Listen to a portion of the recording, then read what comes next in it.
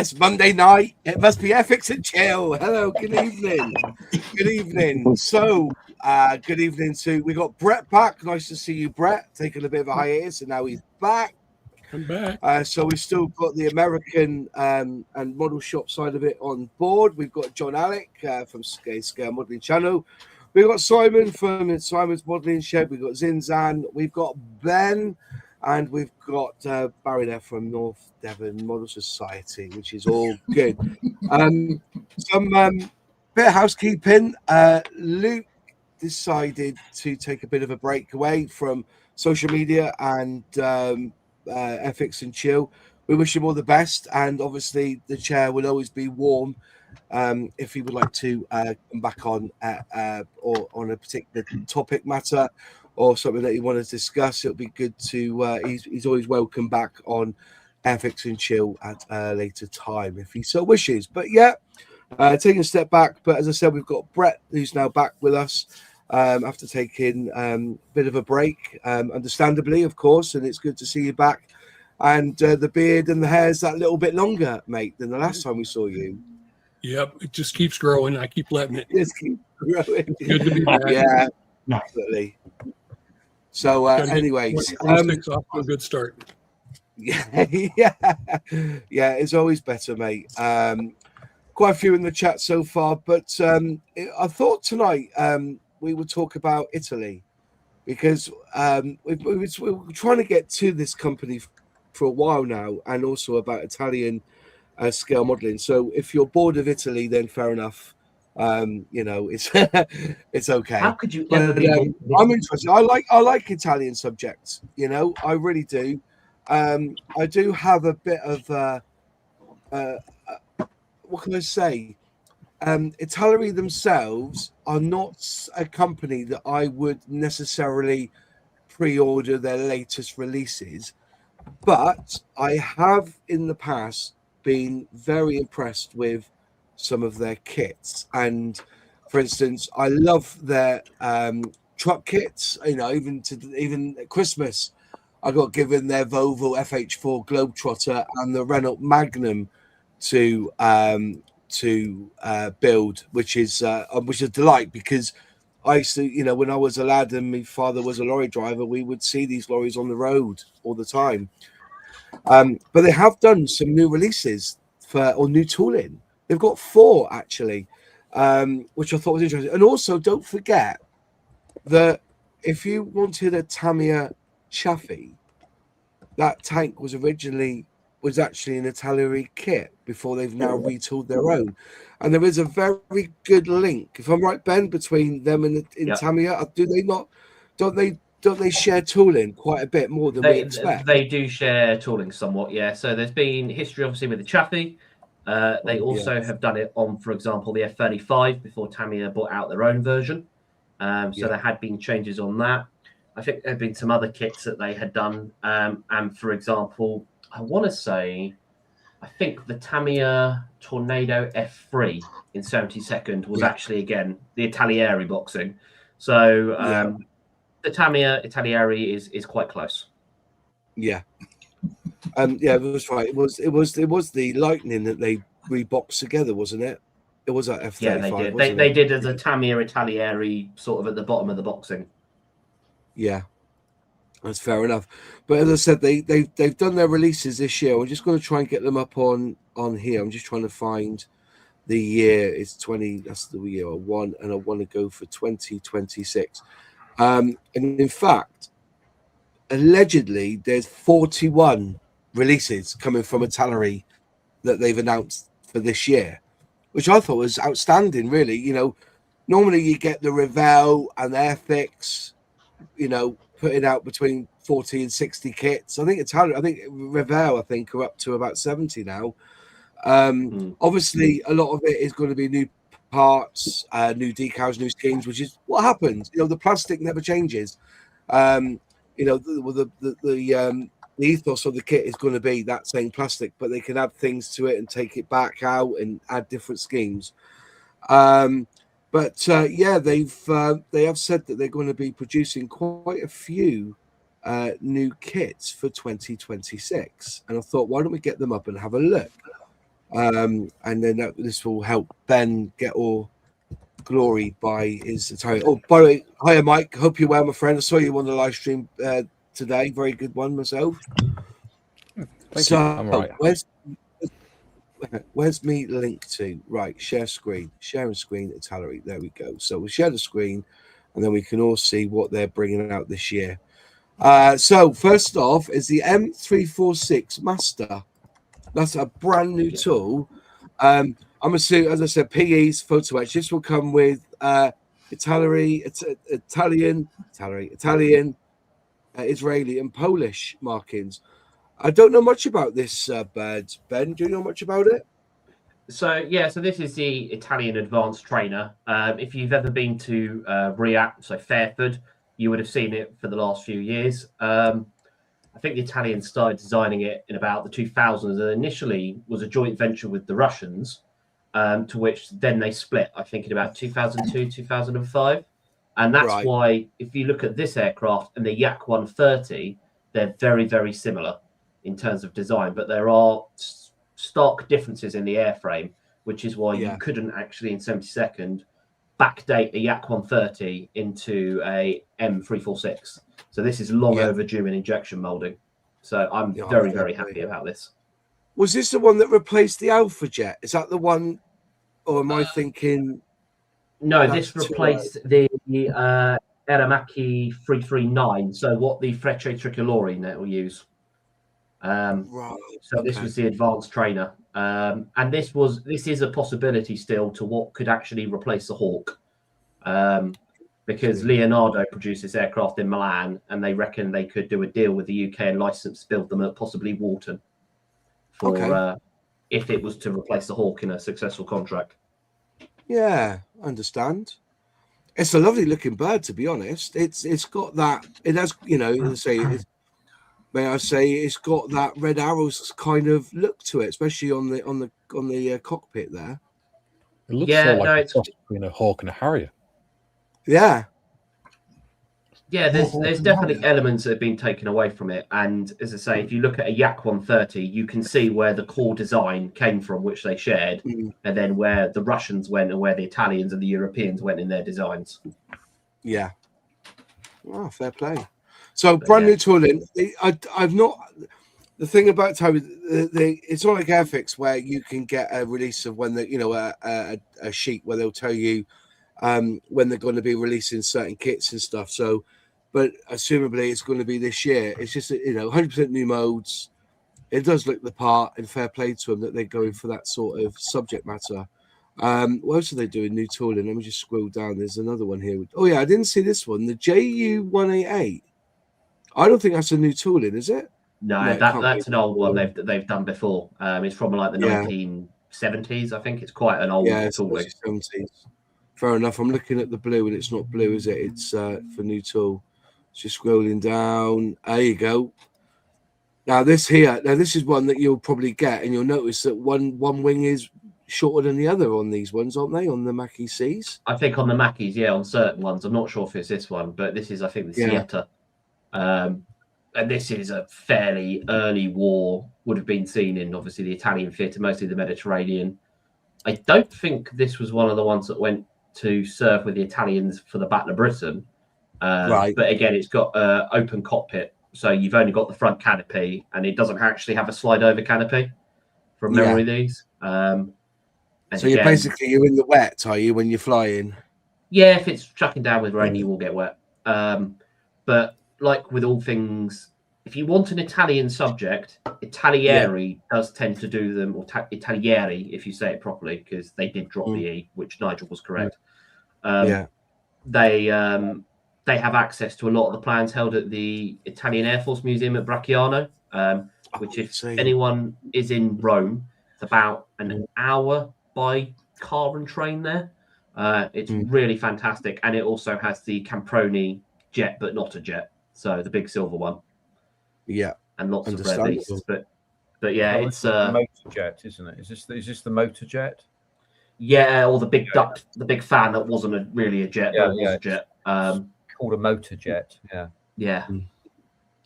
So is this one available now? Is it, Dave, or have you got it before us in the UK? This is a 1/32 scale beast. You know, this is quite a beast. This one. Yeah, I think. I don't think this one has been released. This particular, they've done similar. They've done more of the Mackie series in 32nd, but they have. I don't think they have released that particular one. Yeah. No, I was saying 1/32 scale again. You know, and you know, I like the 1/32 scale. You know, at the moment it is out, or it is out now apparently in Holland. So that's interesting. I'll be interested to see who's got that coming over here in this country. I suppose that would be Hobbyco, wouldn't it? They would be. It would be Hobbyco, yeah. But yeah, that it does look like a nice little kit. So, but it's the pricing again. You know, it's £85. Jadlam have it at £98. Yeah, I was gonna say it's normally about $99.99 for the retail of the 32nd Italieri kits.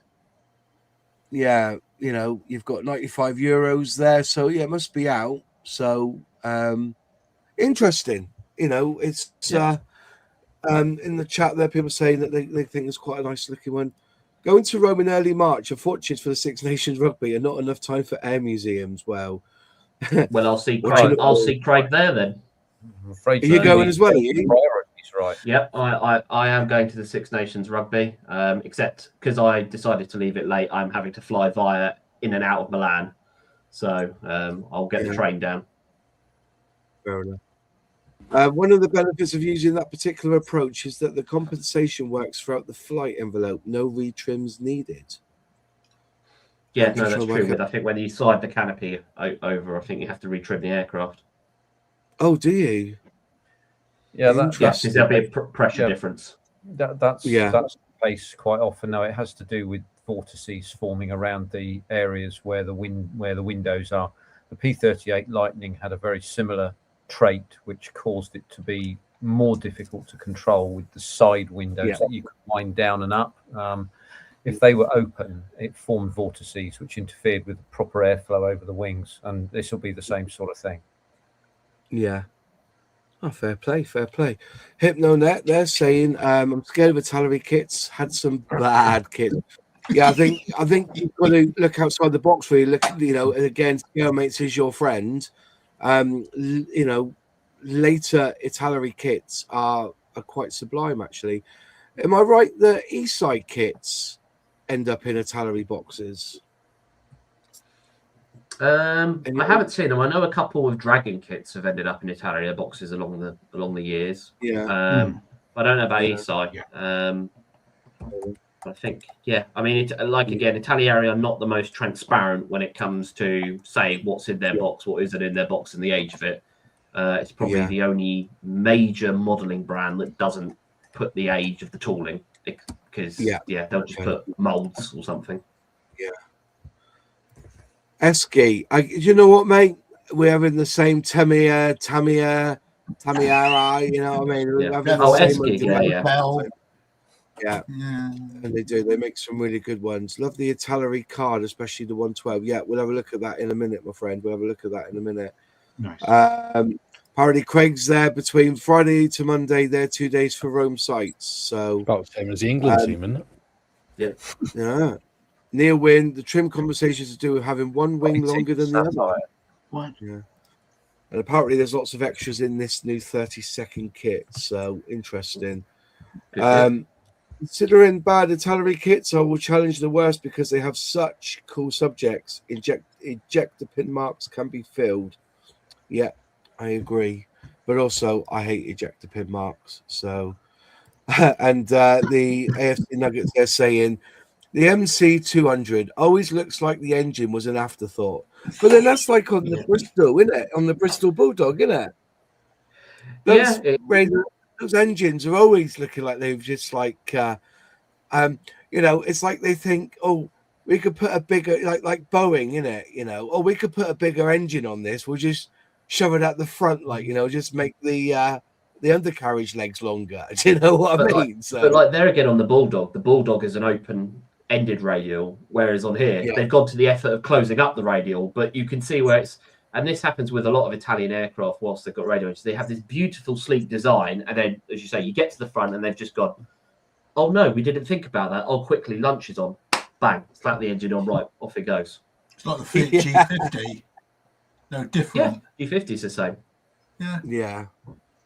Wasn't until you got German engines on, generally later in the war, that then they went, German engine plane, oh, this is sleek and really nice now. Yeah, the difficulty with radial engined aircraft is that you have to find a way to cool them in exactly the same way as you have to cool an inline engine. And they always look ungainly. You can look at anything from the American stable, even the Bearcat, despite being very, very powerful and very, very quick, it looks slightly ungainly because that dirty, great big engine. And that's just the way of things. They have to find a way to be able to cool the oil and cool the engine. And there are only a few ways of doing that. So it's always going to look definitely. And I think this next kit you've got here, Moz, is a fantastic example of progress, because this is the 202, to which you can see basically if you took the engine off and took the canopy away from the cockpit, it's very similar to you can see the progression from the MC200. I think this is the one fitted with the Italian engine by the looks. It's not the Daimler, because they did then fit a Daimler engine to this from the 109 later down the line. But again, when you get to this sort of Italian aircraft, it's an absolutely beautiful thing to look at. The real thing's really nice because they've still got some in that museum. But the Italian camo is bonkers.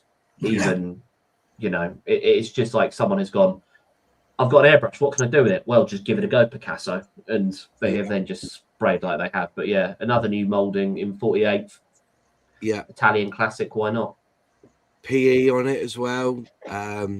Unfortunately, it's got rigging, which will be a bit of a pain for some of our members in our club, don't like the rigging. So, but yeah, it is a beautiful looking plane, to be fair. And you're right, this is somebody was saying that you can't make this shit up when it comes to camouflage. And you purely, a lot of people prefer having that as a decal sheet, or these, what do they call that camo again? There's a name for it, isn't there? Is it squid camo or octopus camouflage? Or smoke ring, I think. Yeah, smoke rings, isn't it? Yeah, rings, isn't it? Far away. But I do know they've done that in the past, haven't they? They've done decals, so you can. They definitely do. I've seen them on Hannon's.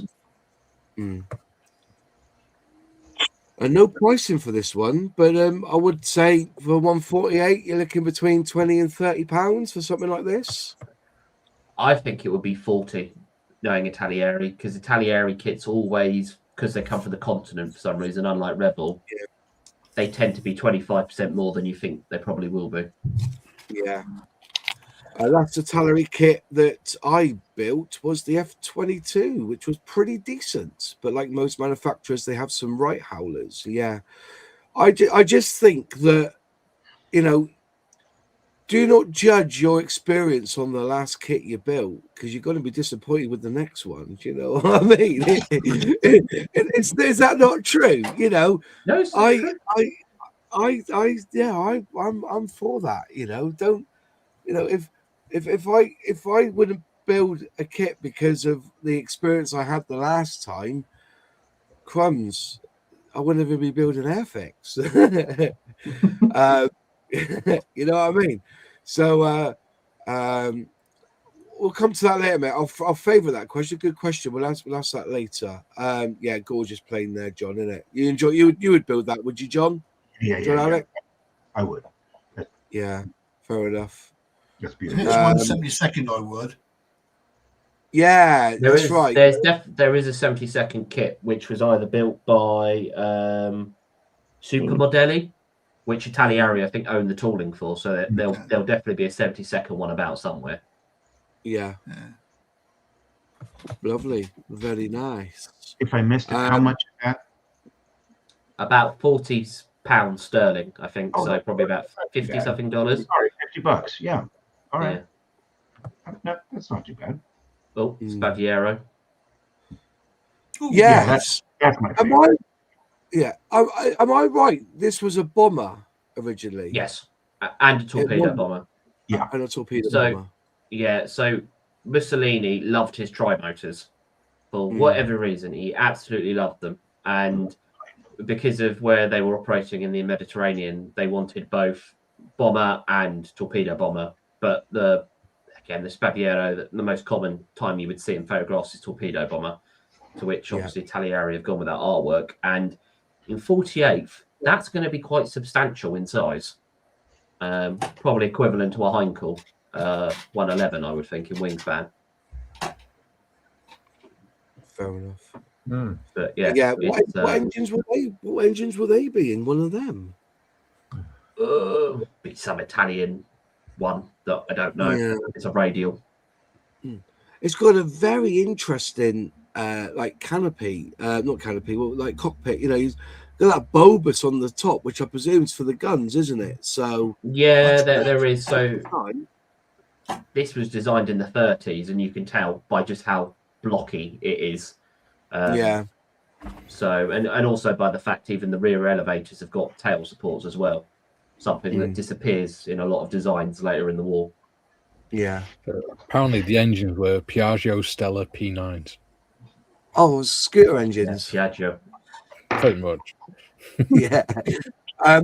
Going back to the that camel, is it amoeba camouflage? Amoeba. Is that what? Amoeba. Yeah. Makes sense. Fair enough. It does make sense. Yeah.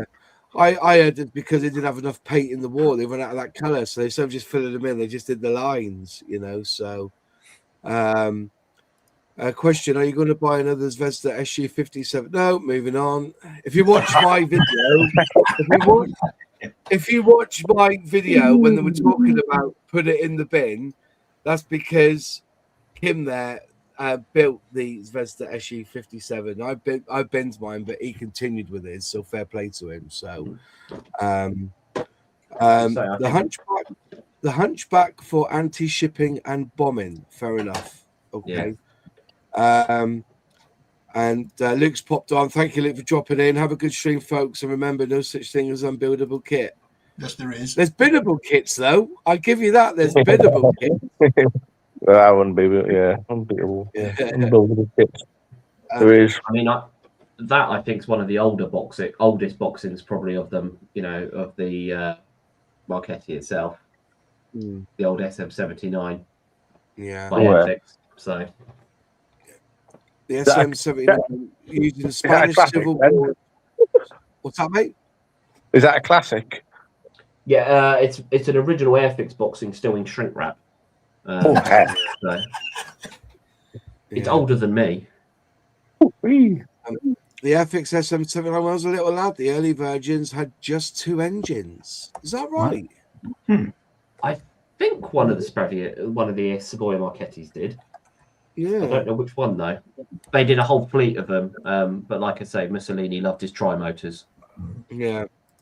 Apparently, Piaggio acquired the Bristol Jupiter license and then developed them further into these.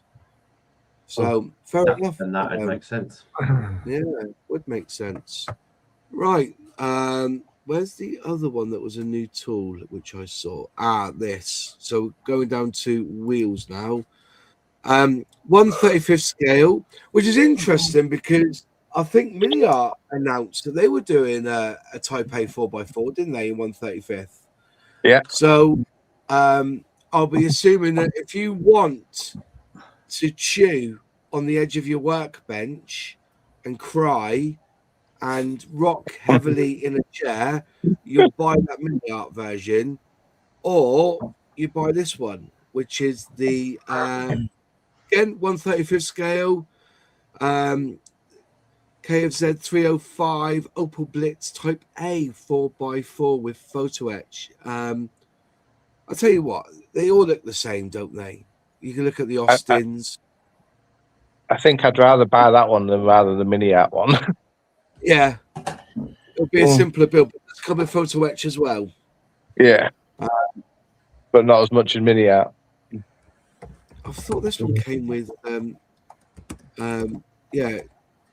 I see they've done the box art there. If you can just see very carefully, they've kind of blurred the Africa core, yeah, Africa core symbol there. So, which is interesting. Again, yeah. God, that Blitz. I've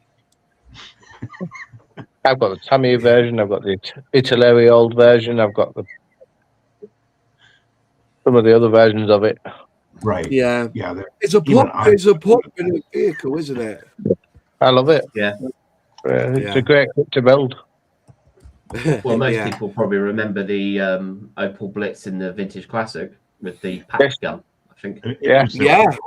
Yeah, done that one a couple of times. Even did the half-track version using bits of an Airfix spring carrier.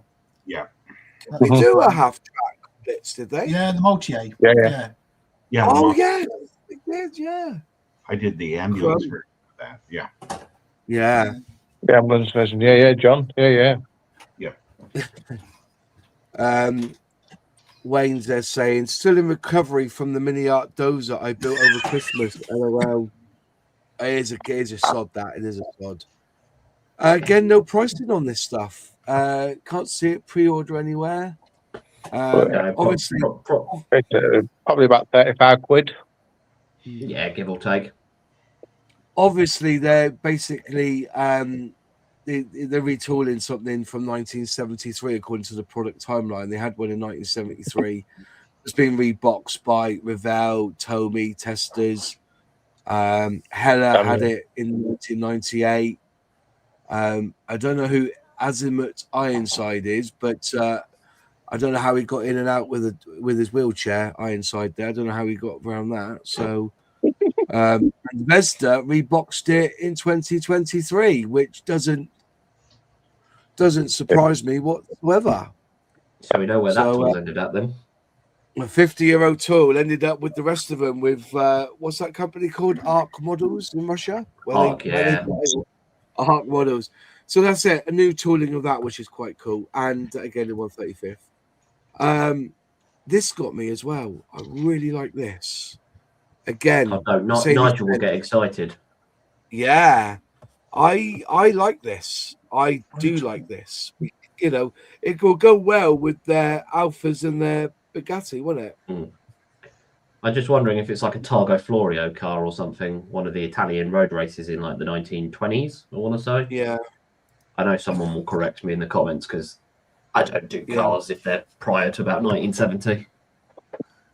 So this will probably be £100 kit, won't it? Knowing them at 112. Oh, easy. And the rest. It may be possibly anywhere 140. I would think 140 to maybe 180, depending on what's in it. Yeah. But again, Italiari cars are nice because they're generally, unless you want to pay model factory hero prices at £400 a pop, you won't get generally a better 12 scale kit. They just released 2 versions of it. What, of this Mercedes? Or something similar. Didn't they release a car last year or something? They did they always come out with an alpha or something in the same period, and they do all look the same. We apologise to car people. Was it Bugatti they released? The one that's the orange version and the blue version? No, no, that wasn't a Mercedes. They were different. Like I say, the styling of the cars was all very similar, but I don't think there was a blue one. You got me thinking now, Simon, if there was. I just know it was just a pain to build for everybody. Nobody liked building it. No. There was a Bugatti they released last year. Yeah, that was it. That was a pain to build. Again, 112 scale. Interesting size. That. Who else does 112? Tamiya. Airfix Bentley. Yeah. That was one. That's 1/8, isn't it? I thought the Bentley was 1/8. 1/9, isn't it? I thought the Bentley. Or 1/9. No, it might be 1/9 actually. Yeah. Yeah, I mean, Tamiya do 112. They've done it in all their motorsport categories. Yeah. I don't know, but I see 112 is that it's to me like 112 is like your 124th plane, isn't it? You would rather build I'd rather build a 24th scale car. Yeah, the Bentley's 112 as well. Right, fair enough. Yeah.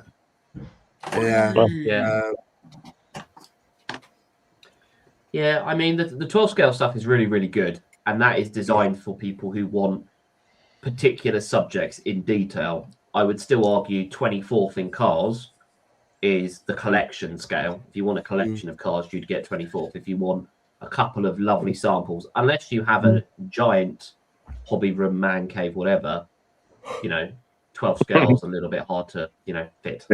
Yeah. Well, the Bentley still goes for about 50 quid at the moment. Well, yeah, that's it, and that's a vintage classic as well, isn't it? It's Yeah. It's had its retooling. Yeah. Mm. Which is Airfix can get a lot of criticism, but at least their range launch lets us know what is being released. Who knows if Atari stuff are actually going to release some of this? I think they've been pretty good. I know there was a couple of things last year that were late to the party, but I think generally they have got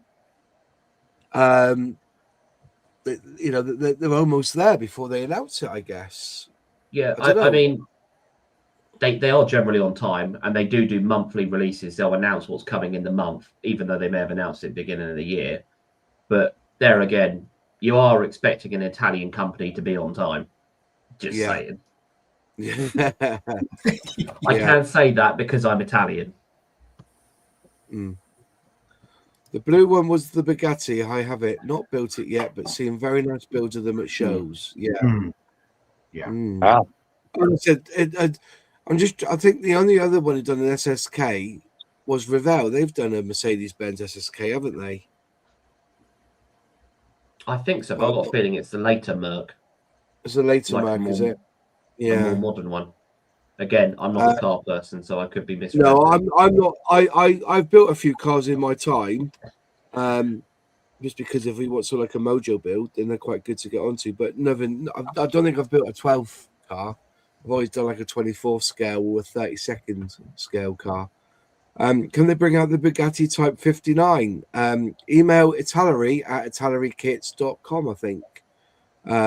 Would be your best bet, because I haven't got any link to Italeri whatsoever. I'd love to have them on here. So if Italeri are watching and they'd like to come and have a chat with us, please do.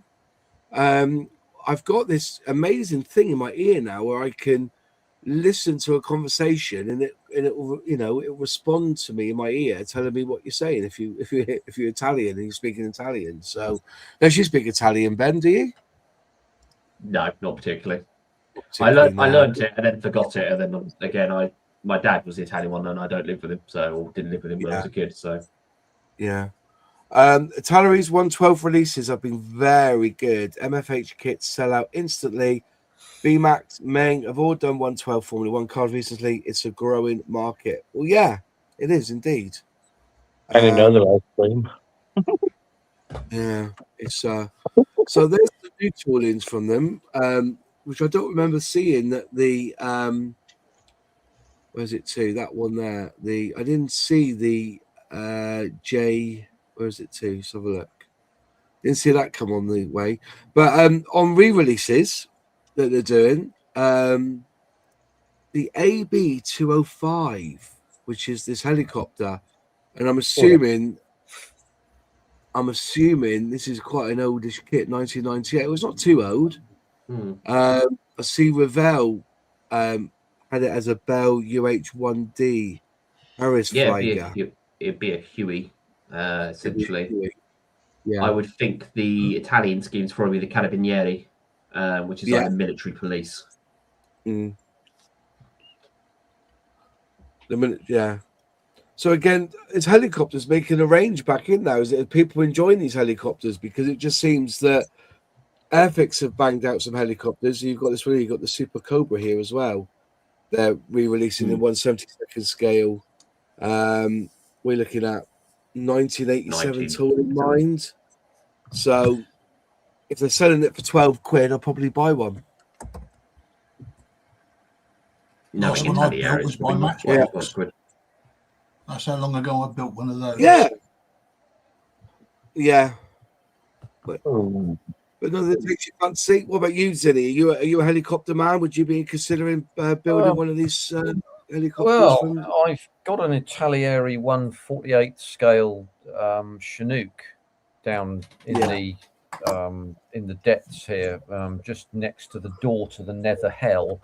I'm hoping it'll fall in there because I can't get the bloody canopy on. It won't fit. So I put it back in the box, and I suspect it'll get moved into the wardrobe, which means I'm not building it at all at some stage. But I've got an Airfix 172 Chinook, which I can use to replace it because I do need one for various reasons. So my experience is I've not contributed a lot here because my experiences with Italieri are limited. One with the Chinook and one with the XB70, and both have given me problems. Although I did complete the XB70 eventually. So look, it's I think I hear that their new kits are much better than perhaps their older ones, shall we say? I think you've got to judge on the age of it, really. Scalemates is always your friend when it comes to Italieri. Oh yeah. Do you know what I think they should do is give you the option on here now, whether it's on Scalemates to make it easier, would be the two things I would change is one, have a barcode reader on there so you could read the barcode, and if it comes up, it will tell you what year it is. If you know what I mean, that'd be a good idea from them. And secondly, whether it's original, traditional plastic or 3D resin now, because when you look on new releases, 70% of the new releases now is all 3D print resin, so 3D cast. So, what was I looking for? There was a one here. Oh, Dan's Croak. I built the AH-1D a couple of years back. Fun little build, zero detail, but a nice little build. Helicopter builds are a lot of work, but a lot of fun. Generally, Italian helicopters are good. And the fire ladder truck. Where was that to? That was the top here, wasn't it? I'm not quite sure if this is right because it says DAF 1300 fire ladder truck, but it says Volvo on the cab. So can somebody explain that to me? They put the wrong image on the box. Yeah, because that's DAF. If you look at the other one, that's saying DAF. I don't know if I can get it bigger. Hang on, if I go here and go bigger. That to me is saying DAF. But on here, you've got Volvo. Can you see that? Or is that just me? It's a bit blurry, but that's Volvo. You got that stripe on the front of the grille is Volvo. That diagonal thing is Volvo, isn't it? Yeah, absolutely. Well, if they do print that as they do, that kit will be worth a lot of money now. It would be. Perhaps we've just sorted it out, Perhaps we're just sorting it out. If you build a Huey, you have to be fortunate someplace. Yeah, definitely. Yeah. CCC barcodes are old school, maybe a QR code on the box. No, I'm not saying that Scalemates. No, what I'm saying is the that search you function of Scalemates. If you look on Amazon, you can use barcode readers, scan the barcode, it will come up with it online. So I was wondering whether Scalemates could do that. They could you could add the barcode or there's a name for it, isn't there? The code is not SKU, is it? No, I know the one you mean. 16 digit or whatever it is. Moss. Yes, mate. I'm looking at the Tallery 2026 catalog. Yeah. The image of the fire truck in there is the DAF one. It's not that Volvo one. Right. Interesting. Okay. So you can go online and pull up the Tallery 2026 catalog, and she'll give you the catalog to look at. Yeah, I've seen it. Yeah. But yeah, it's the DAF one on their picture on there. Yeah. Okay. Fair enough. Catalog. There you go. Tallery 2026 catalog. Where are you? Where are you? Oh, it's not. It's not live. Oh, it's not. It's a preview, isn't it? That's why it's there. It's a preview, isn't it? Yeah. Go back to a Tallery then and see new releases. They haven't updated their website, unfortunately. Nuremberg. There it is. The Winter Olympics. Yeah, read article. The preview, it's called. Download attachments. We'll download the attachment and load him up. What page is that on, Brett? Page 3 at the top. Page 3. Made a tip. This is. Let's have a look. I was taking a while to load. I don't know whether I'll get a little bit of buffering tonight for some reason. So just bear with me at the moment. So page it's 3. Because of all that sexy fire content that's about to be downloaded. Yeah, there it is. Yeah, that is the DAF one. Yeah, you're correct. That is the DAF one in the catalogue. But still, I think that's a cracker little kit. I think it's a lovely looking kit. That I do like a good lorry from them. And they've done some really good. DAF is part of the Packard group. I know. That's the old Volvo grill. So they basically it's the same cab, but they would just change the grill, whether it's a DAF or a Volvo. I assume. Okay, that's interesting. Let's have a look. Oh, I see. Yeah, that's all they do is put the. Oh, let's share the screen a minute. Share the tab. I see. They just change the grill on the front to make it. Understandable. Oh, another Volvo one, not a DAF one. How interesting that. So there it is. Just a bit of a better version of it. Oh, that was Iveco, that one. So they must change. They must have new parts, and they must change the cab somehow. Then that probably is literally the whole. I can imagine Italieri doing that as that is the new part, the grill. Going, we have this brand new tooling, brand new parts, and you look in, and it's just a sprue that then says Iveco or Volvo or DAF. Yeah, I get that. I see. Well, they must have different cabs on it then. Badge engineering, yeah. DAFs and Volvos had similar grills, yeah. I know Volvo and Renault are the same company now, but I didn't know about DAF and Volvo. I didn't know that, so maybe that's what it is. They just changed the cab on this one. Interesting, but lovely looking bit. It's just another one. The Bugatti Royal Coupe Napoleon Type 41 in 1/24 scale. I could imagine that being a challenge to build. Yeah, it looks like Cruella de Vil's car. It does, doesn't it? Yeah, I can imagine a couple of Dalmatians strung across the front of it. Yeah. It's not actually their tooling. It's by a company called Entex Industries originally.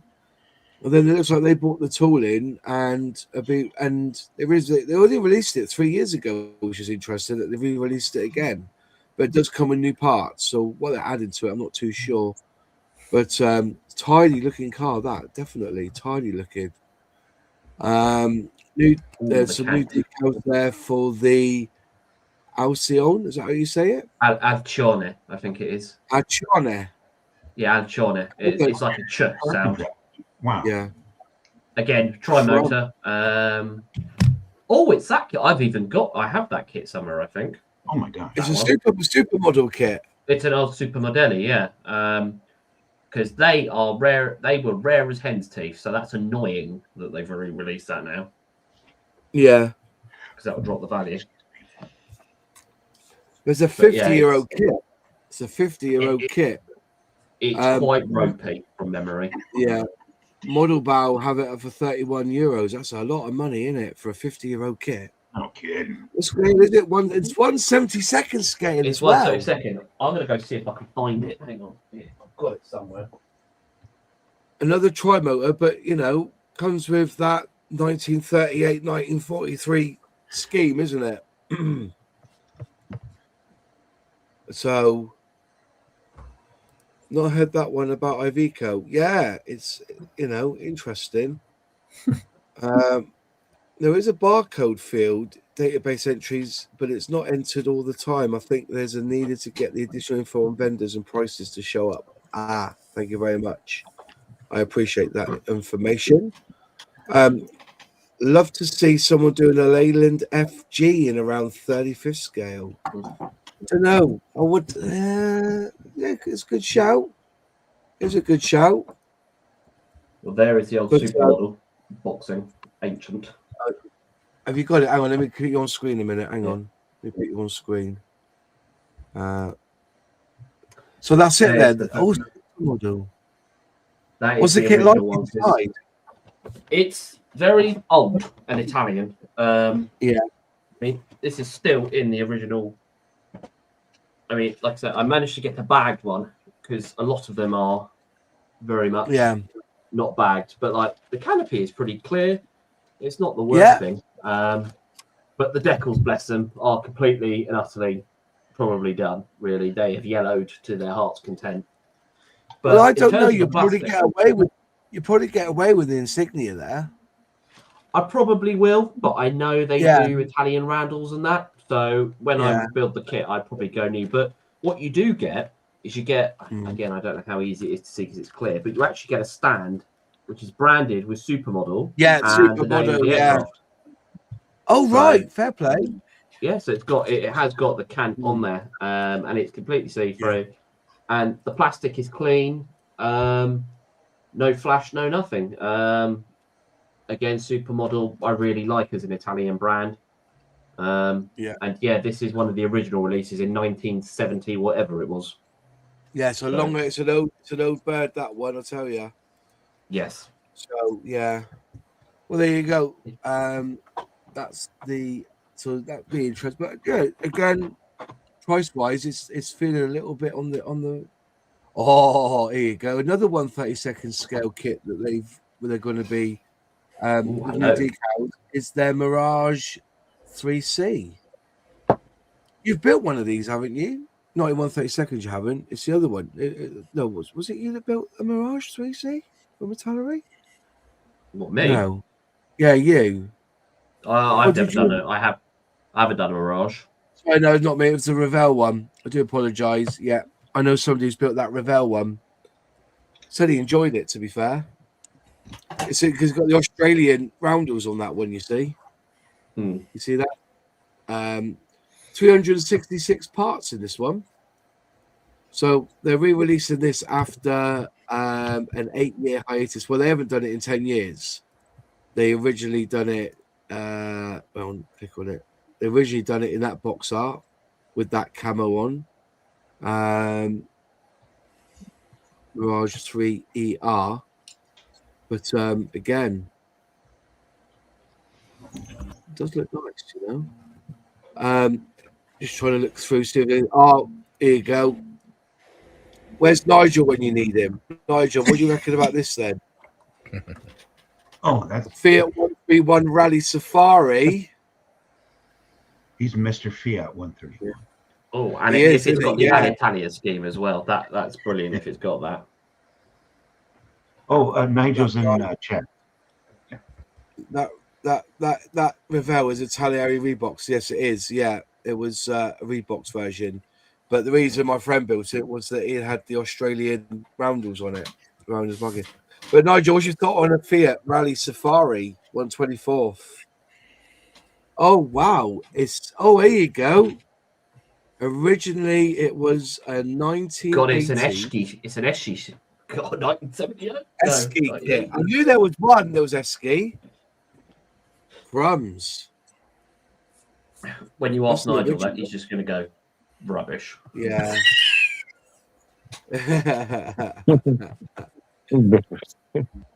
I mean, it's an Alitalia scheme, so yeah. I tell you what, Italia must sell a lot of these because if you look, they've released it every year. Look, 2018, 2021, 2022, 2023, 2024, 2026. I'm trying to see which one. Oh, even Revell had a little go with it at one point. Yeah, 1975. Now we think it's 1980s now, mate. I think mean, it's the 1980s. From what I understand, there's some bloke on YouTube who's sort of like bringing one back to life, which has made it really popular. I don't know who he is though. He just sort of sits in the garage. So, have you built that one though, Nige? Have you built it? Why don't you come on, mate? We've got plenty of room for you. Have you built that one? That'll be interesting. See if you've built that one. There you go. The Abarth, the Fiat 500s. I've got that up in my stash, actually. My God, that's what my mother's car used to be.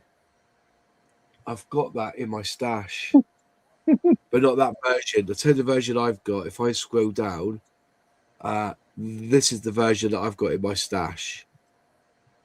I think it's a cute little car. Yellow version. Yeah. My daughter-in-law has one of those, a real one. That's what my mum's car was when I was a child, and I'm just under 6 foot. And I'm not a small person. I did not fit in the car well. Yeah. Well, but my wife is particularly unkind about Fiat 500s. She describes them as fart boxes. Yeah. Bat in the teacup. No, that's not Fiat Cinquecentos. Can't go wrong with them. Lovely cars. See, I'll fix it again tomorrow. So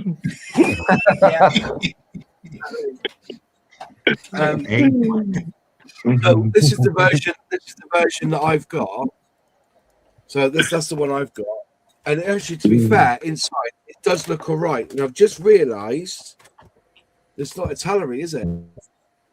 It's Fujimi. It's a Fujimi kit. Yeah. It's not a lot to build in it. Was there There's 5 steps to build this kit. 5 steps to build it. So relatively simple. And then the last job you do is put the body on the chassis. That's it. So yeah, it's all right. Comes with separate. That's all it is. A couple of parts. All right. But I think I paid £10 for this kit. I've got a feeling I only paid a tenner for it. That's why I picked it up. And I said, I've not built it. But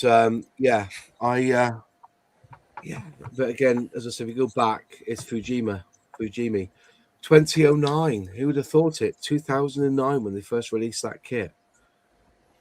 16 years ago, it's the Fiat 500 been around for 16 years. Unbelievable. Yeah.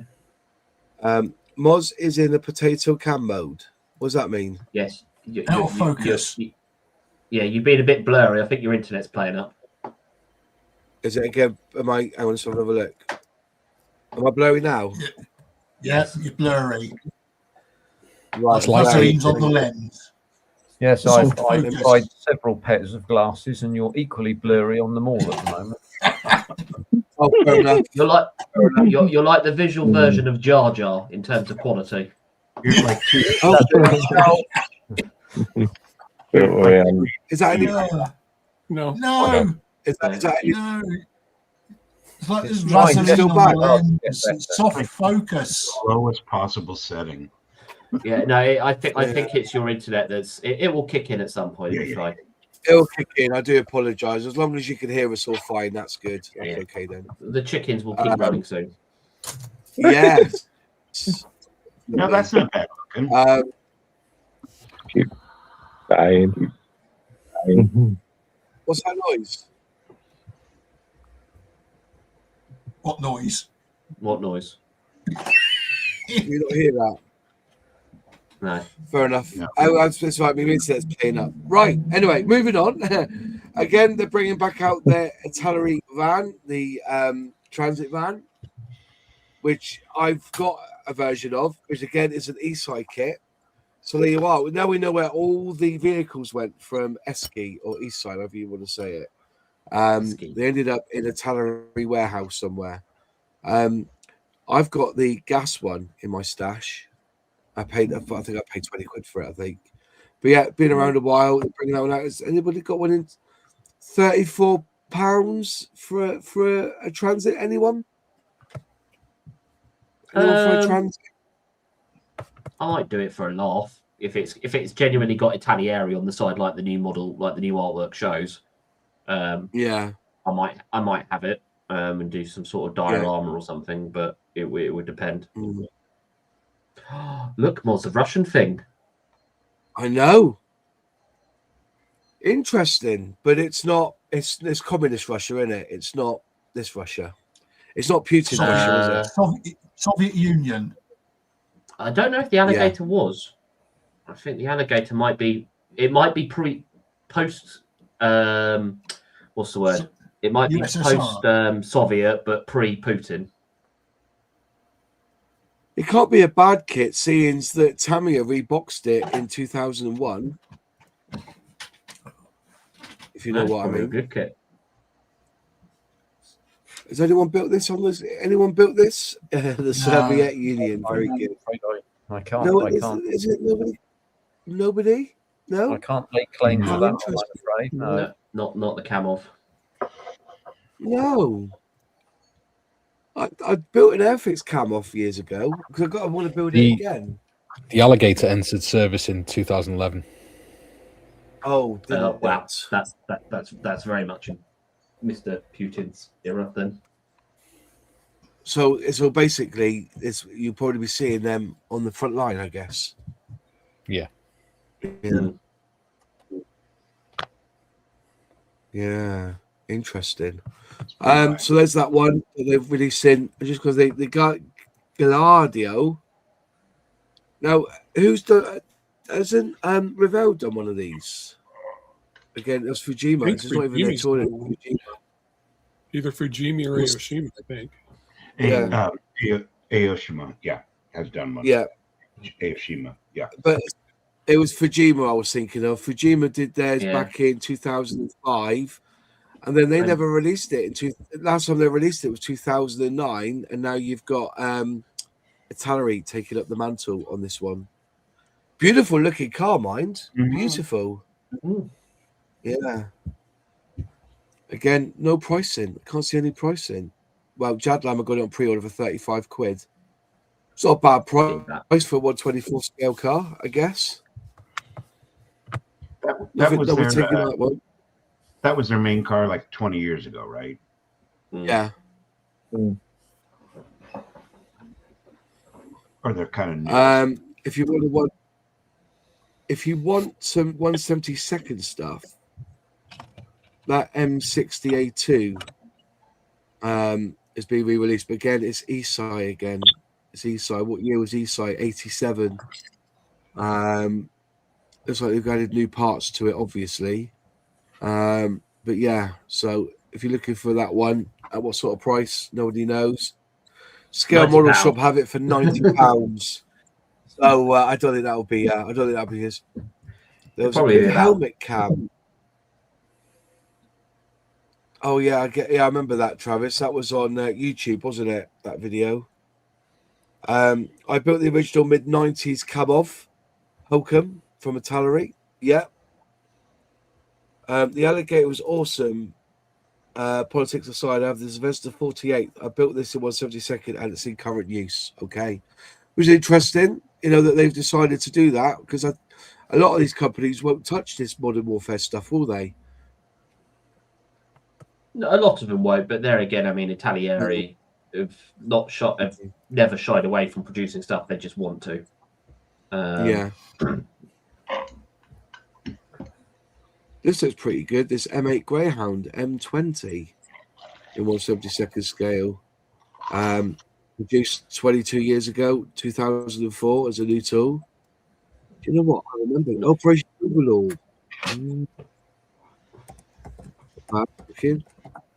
So, yeah, that's basically all the Italia range at the moment. There's quite a bit on there. So, if you want to go and check it out, if you're Australian, that might be a bit of fun for you. The Black Thunder Australian truck. It's basically it's a Mack Superliner. It's a 1991. Is that your sort of thing, John? Would you build that? Or Brett? No, not at all. No. Zero. It's not a proper lorry, is it? It looks like it could be a Mad Max truck, though. Exactly. I was going to say, yeah, it looks a bit Mad Maxy. Any resident Australians can inform us. I mean, if you Google Black Thunder over here, you might get all kinds of stuff. Yeah. Yeah. Okay. Sorry. Interesting that they haven't used the word Mac in these.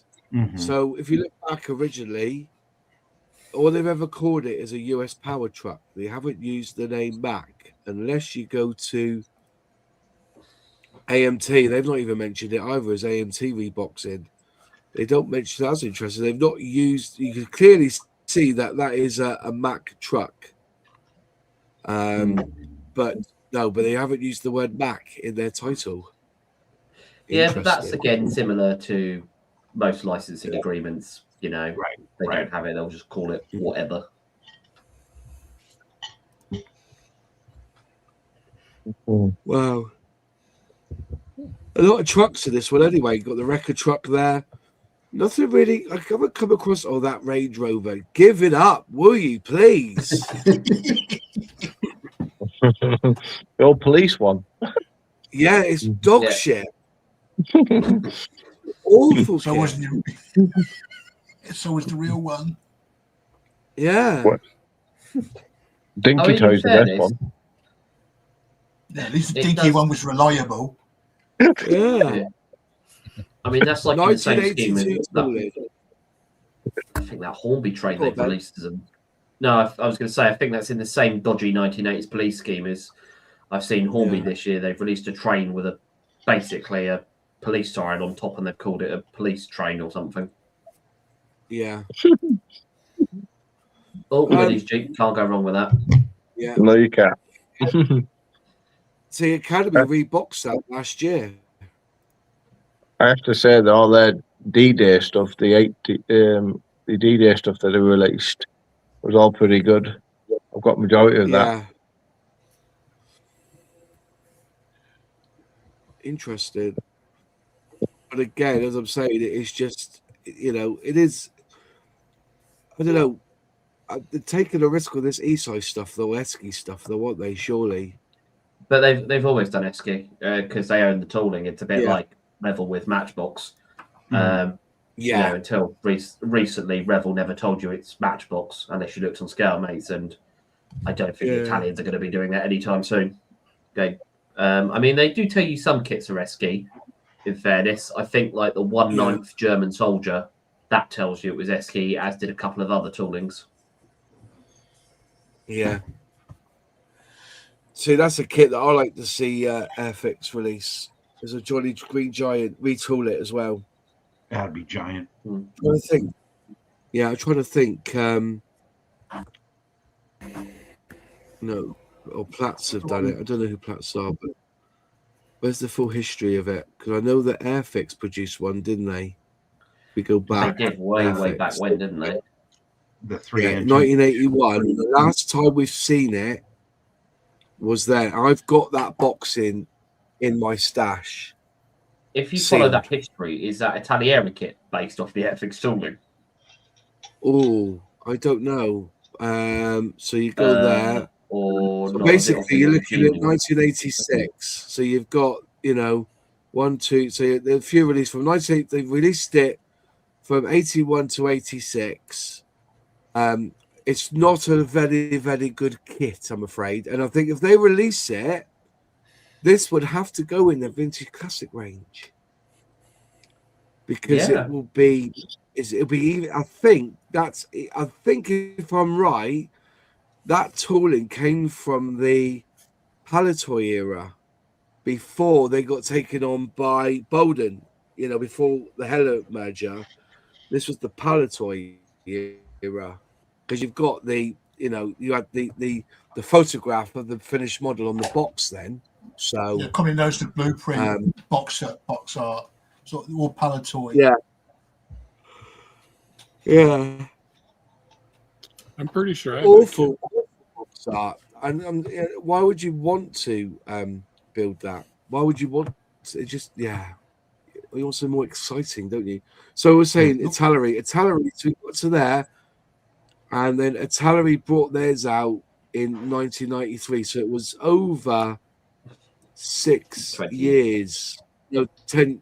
Sorry, was it 96 or 20 years after? They did that. So I do wonder if Airfix have still got that tool in. But yeah, Italeri. Oh no, hang on. Italeri did a new tool of it. Apparently, that's a new tool. And then it. Oh, hang on. No, I'll lie. Maybe it's not. They're saying for that one. Oh, that's the Sea Dragon. Ignore me. That's the Sea Dragon. But hell, that's a lot of kit in it. Yeah. US Navy, Japan included. So the Sea Stallion. The Black Stallions. Cool. Will they release that again? Yeah. Much better. Yeah. So maybe it is that one then, because that's saying new decals there, but it seems a bit of a mix mash here between the Italeri. They've got like 2 different versions. So we'll see. I've only got one Italeri kit. The F-35B. Haven't built it, but looks good. Those who have built it said it's absolutely fine. What scale was it? Is that the 172nd or the 148? Because I think the 172nd one is the one that Tamiya reboxed, wasn't it? They did, yeah. They reboxed one of them. Yeah.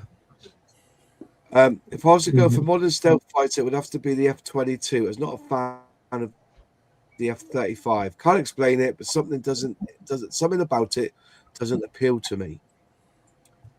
You agree, do you, Zidane? Yes, I do. I like the lines of the F-22 much better. And it was the aircraft I think that the US Air Force wanted, but unusually couldn't really afford because they're hugely expensive. But the technology that goes into them is outstanding, and as a as a 5th generation fighter, what a piece of kit. I think Hasegawa made one that is supposed to be really quite good in 148. It's one of those ones that I may buy before I get very old. Oh no, hang on, I am very old. You've got one field already. Well, I ought to get one. I like the look of it. I follow the old adage in aviation terms that if it looks right, it probably is right. So yeah. No, I mean, like with the F-35, well, the F-35, sorry, it's not as good looking as the F-22, I will admit, but it's definitely not as ugly as that. That has to be one of the ugliest aircraft ever designed. With the I mean, it looks like a guppy fit. I mean, it's just honestly, Boeing, what were you doing? I'd say the ugliest jet. Yeah. I'm sorry, but the Gannet is still the ugliest thing with a propeller. I mean, the Gannet is good looking in comparison to this. I'm not sure that it's going to strike fear into the enemy when they see an aeroplane with a permanently surprised expression flying towards them. Right. Yeah, I mean, like, again, being an Italieri kit, the sprues are pretty clear in that, but I mean, even you can't really see because of the plastic. I'll eventually get it out, but like, it's quite a big size for a kit. Did it come out of a cornflakes box? Tell you what, it rattles around. Just saying, looking outside in, you wouldn't pass that off as an egg plane in that design, would you? Well, it's close enough. It's close enough that it could be an egg plane of just sheer ugliness. Yeah. I mean, looks like something off a Saturday morning kids cartoon. Yeah, I mean, like, again, it's an ugly plane, but it is one of the few things that, for example, Italieri do. I don't think anyone else produces the X-32. So, again, what scale is it? 72nd. 72nd, yeah. So all this is 72nd because I mean, that's not an Italian subject per se, but it's obviously an Italian boxing. I've obviously got as well. What is it? Savoia Marchetti. That's the old Airfix boxing. Airfix one, that, yeah. Vintage that's classic written all over that, isn't it? Yeah, well, they did it as a vintage classic a couple of years ago, but this is the original shrink wrapped version. Did they? So, Did they do it as a vintage classic? Yes, No. they did. Yes. Yes. I remember selling them because everyone was going, "Oh, what one do I get?" So we'll get the Airfix one. It's just good. You'll all remember it from your Bit job. Spartan on the detail, but not about and then like the final example I've got is again another old supermodel. Yeah, they did. Yeah, have it look in Skelmix in a minute. G55, right, because it's a navy themed one, of course. It's a torpedo boiler, so it's the Cilliante. And again, this is when Italian aircraft design was at its peak. Just looks amazing. And the one thing I also did like about Supermodel was on the back, all the classic artwork. Yeah. Which just absolutely looked the part the whole way. So yeah, there's many Italian subjects that you can cover and you can buy, and Italian brands, obviously. Not that I'm biased. No, not at all. Do you know what? Right. I don't think I've got that SM79 in my stash. I can't remember that. That's one that I missed.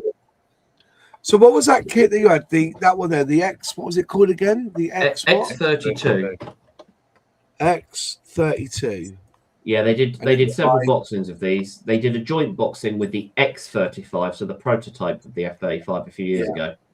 But this I picked up for a measly £5 at a Farnborough Model Show last year because it was so ugly they wanted to give it away.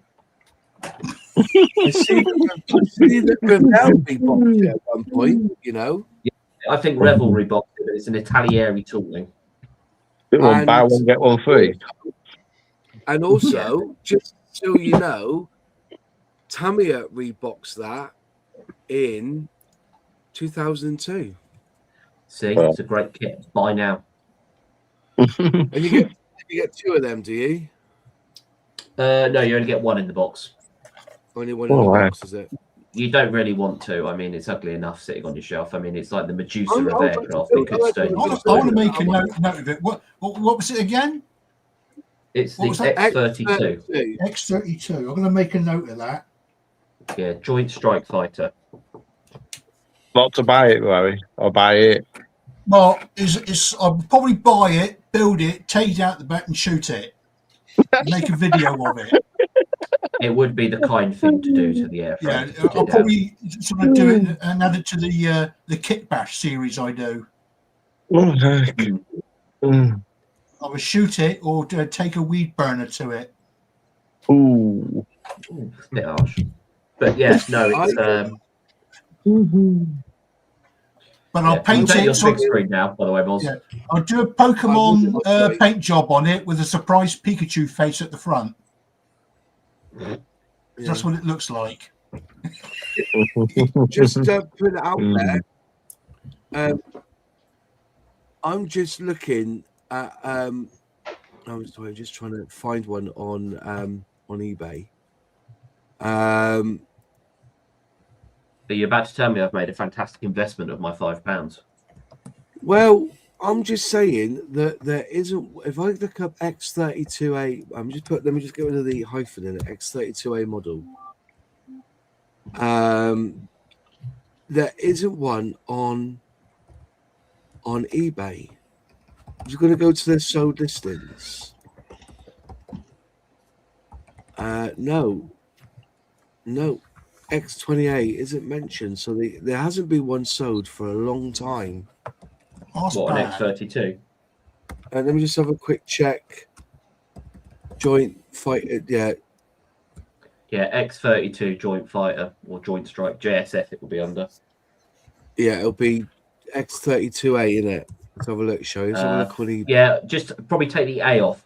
Just put X32. Yeah, X32, yeah. Do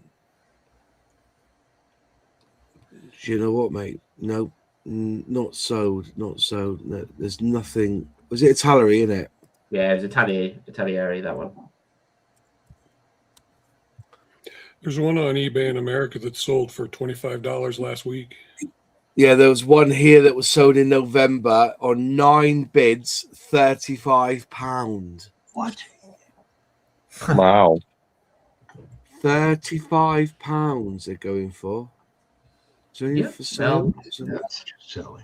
It's a beautifully ugly kit, and for anyone that likes experimental aircraft or anything that's, you know, just a bit out there, it's pretty good. £35. If anyone has one in their stash, let me know and I'll give you a tenner for it. If you've got one in your stash and you want to sell it, let me know and I'll buy it off you for a tenner. Just because for the crack. Now that you've told me it's worth 35. It looks like there's some parts out there. I want one to destroy. I mean, look, you do say that. I do have a kit here, you know, actually. Yeah, you know, we could come to some sort of arrangement, £40, you know. I'd have to say 11 quid then. Won't want to destroy for 40 quid. I'll even let you nominate its demise, how it's going to get destroyed. Hey up, Nigel. Nigel's just arrived. Let me just read Luke's comment. The Hasegawa F-22 is a great kit. I'm very much looking forward to building the new US P-47 6th generation fighter. We'll have to build a swarm of drones with it in years until someone does it. Hi, Nigel. All right, my friend? Yeah, you? Yeah, good, thank you. You've been in the garage, I see, yeah?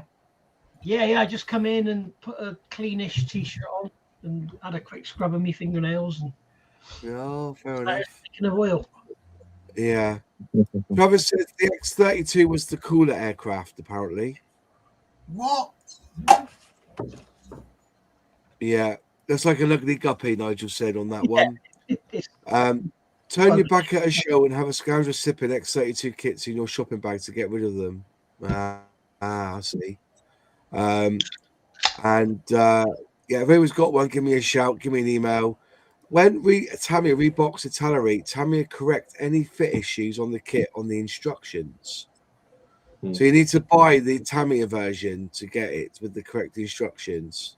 Or just go to Scalemates and download the Tamiya instructions. Yeah, I think you're right, yeah. Yeah, because something that wasn't mentioned earlier, they did the M47 as well, didn't they? The big gun. Yeah. Tamiya, and that was an Italeri kit. Yeah. It's quite disappointing. But I was thinking earlier when you were talking about Italeri, and it's not Italieri, it's Italeri, Ben. Italeri. They lost the, I don't know why, but it used to be Italieri, and they lost that little EA in the 80s. I don't know. It's Italeri now.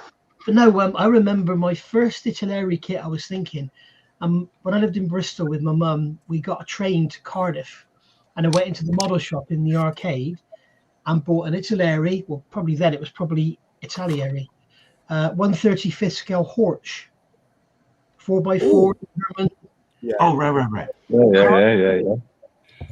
Very, very complex. It was like, to me at that age, it was like mini art, and I loved it. It was brilliant. So you built many Italeri kits then, Nigel, over the years? Yeah, and they're really, really hit and miss. All their cars are rubbish, but their aircraft and stuff seem to be okay.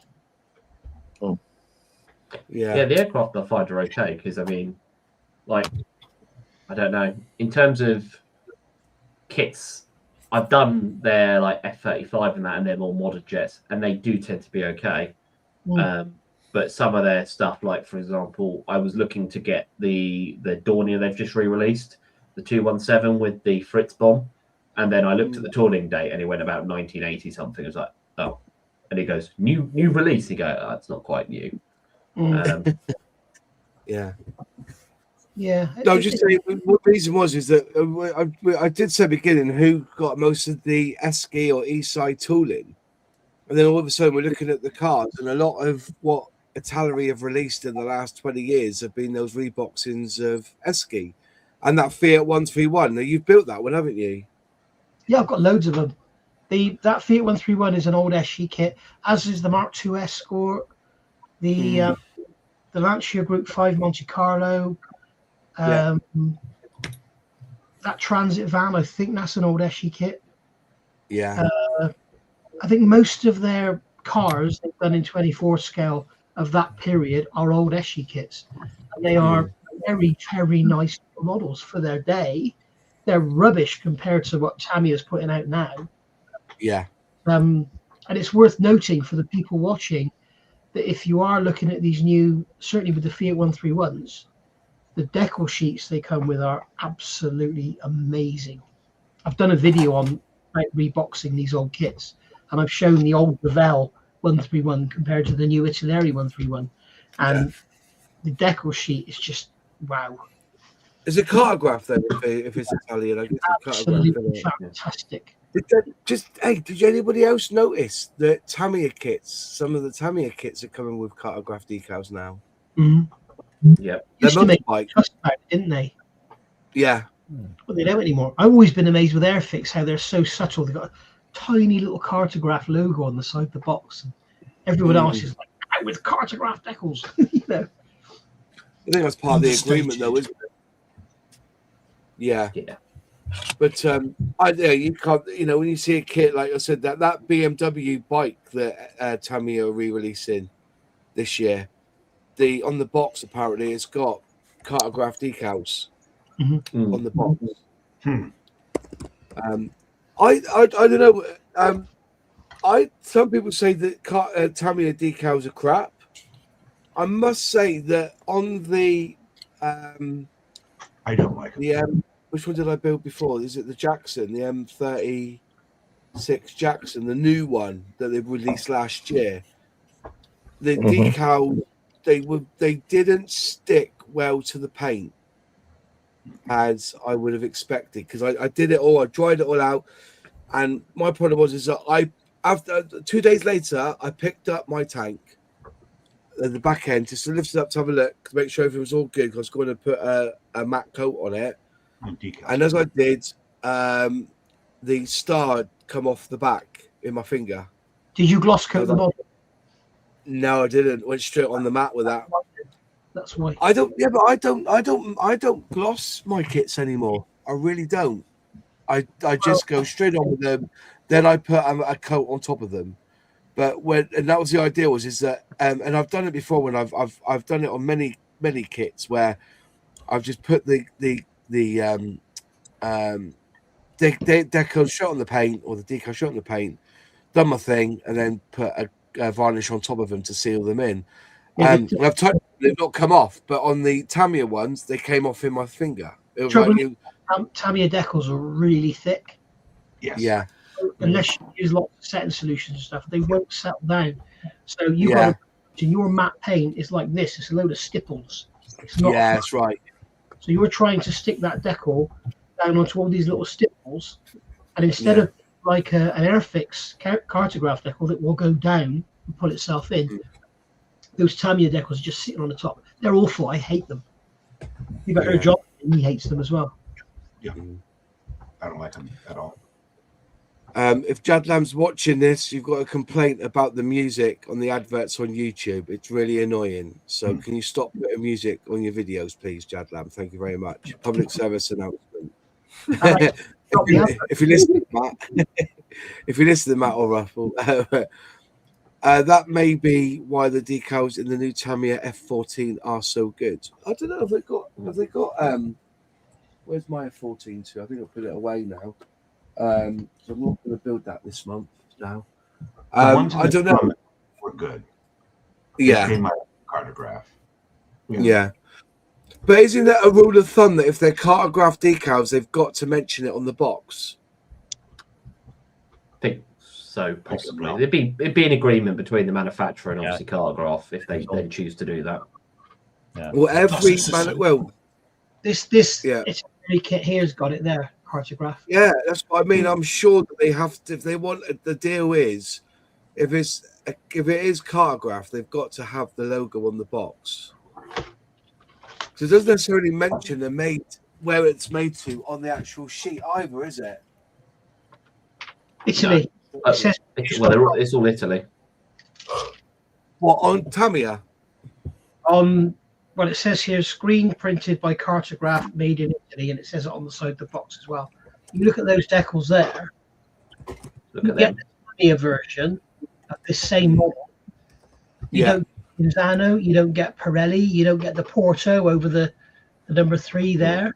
You don't get Cinzano, you don't get Pirelli. Yeah. No, you don't get any of it.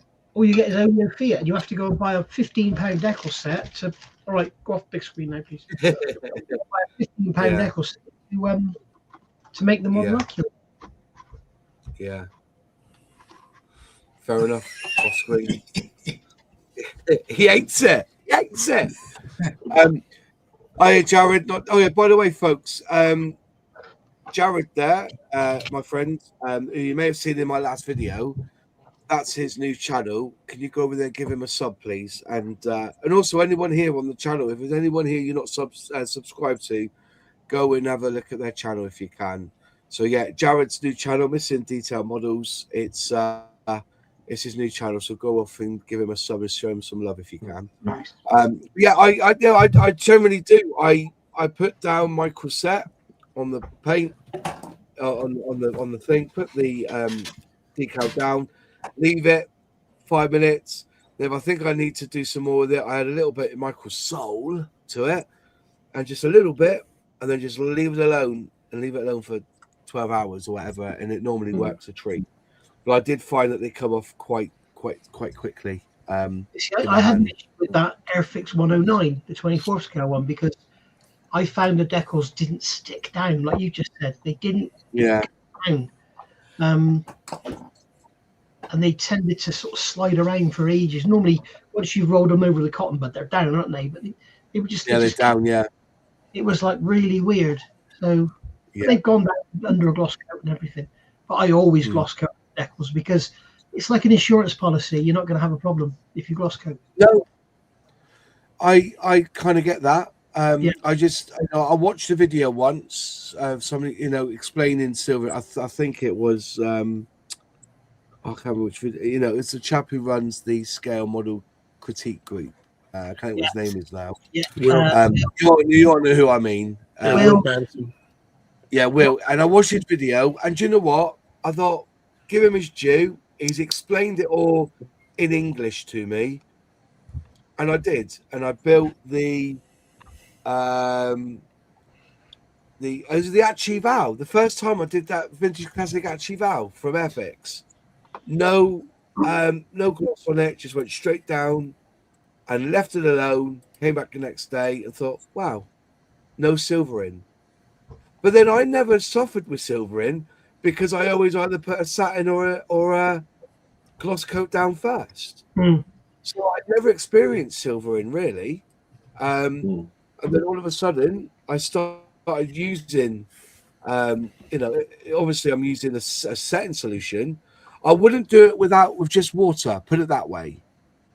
And I think that's why the difference is that years ago we never had the setting solutions. So what we did was we used water and we got silver in.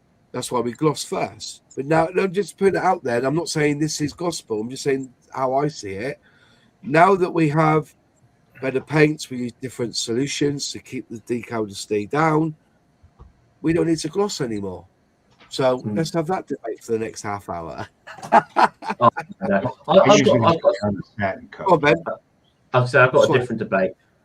What about because it is Italian night, what Italian subject would you want to build and why? Because obviously we've covered a lot of Italieri and all that sort of stuff. But if you could build an Italian subject, what would it be and why?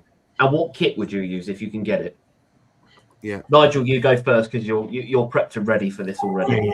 Fiat 131 in 24 scale from Italy, Fiat 131 in 20th scale from Tamiya, and Fiat 131 in 12th scale from Model Factory Hero.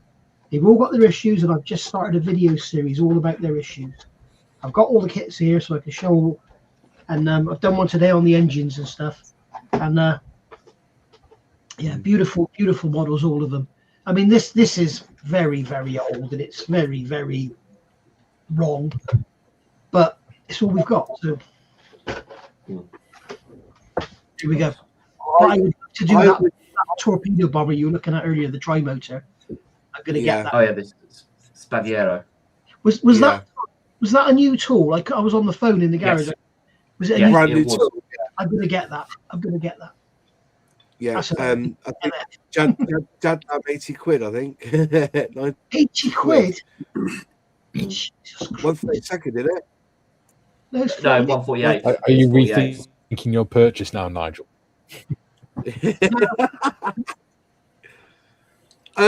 If I could build an Italian car, I would love to build a Fiat 127. I had one of 70 those. brake horsepower. Because that was my very first car. When I passed my test in 1997, my dad bought me for 50 quid this Fiat 127 with it was an old S reg. S at the beginning, it was at the end. I think it was like RXH 770S. I think it was. It was older than me, you know. So I was 79, so I was a V reg. So I think it was like a 76 car, like you say. And it was a 1.2 liter, but it was a 70 brake horsepower jobby, and it used to fly. My mate had a 1.3 Fiesta, and I used to leave that down the road, like, you know, this little. A 1050 CL you had. Yeah. That's what it was it? Yeah. 50. You had the 1050 engine in the 127. I had the 1100 Fiat 128. Mine was an N-Reg, 1975. HHW 417N. Yeah. 128, and that was my first car. My mum bought it for me to learn in, and then I came home and said, I've passed. She went, there's the keys. That's your car. I was like, oh, my God. Absolutely rotten Fiat. Yeah. I had a Spanish built one when I was in the army. Yeah, a Seat 127, the Spanish built version. It was a 4-door. And when I came over back to the UK up at Catterick, the amount of people would open the front door, try and tip the seat over to get into the back, and I'd just stand and says, why don't you use the rear door? Yeah, the Seat version was a 4-door. God, I knew.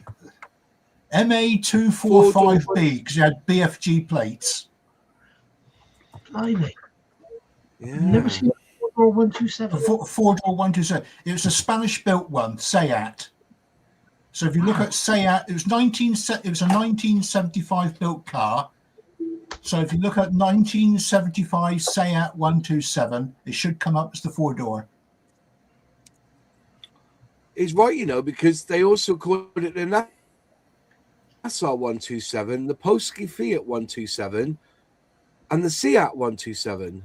Yeah, so that I had. And the Seat was a 4-door. Engine. Yeah. Yeah.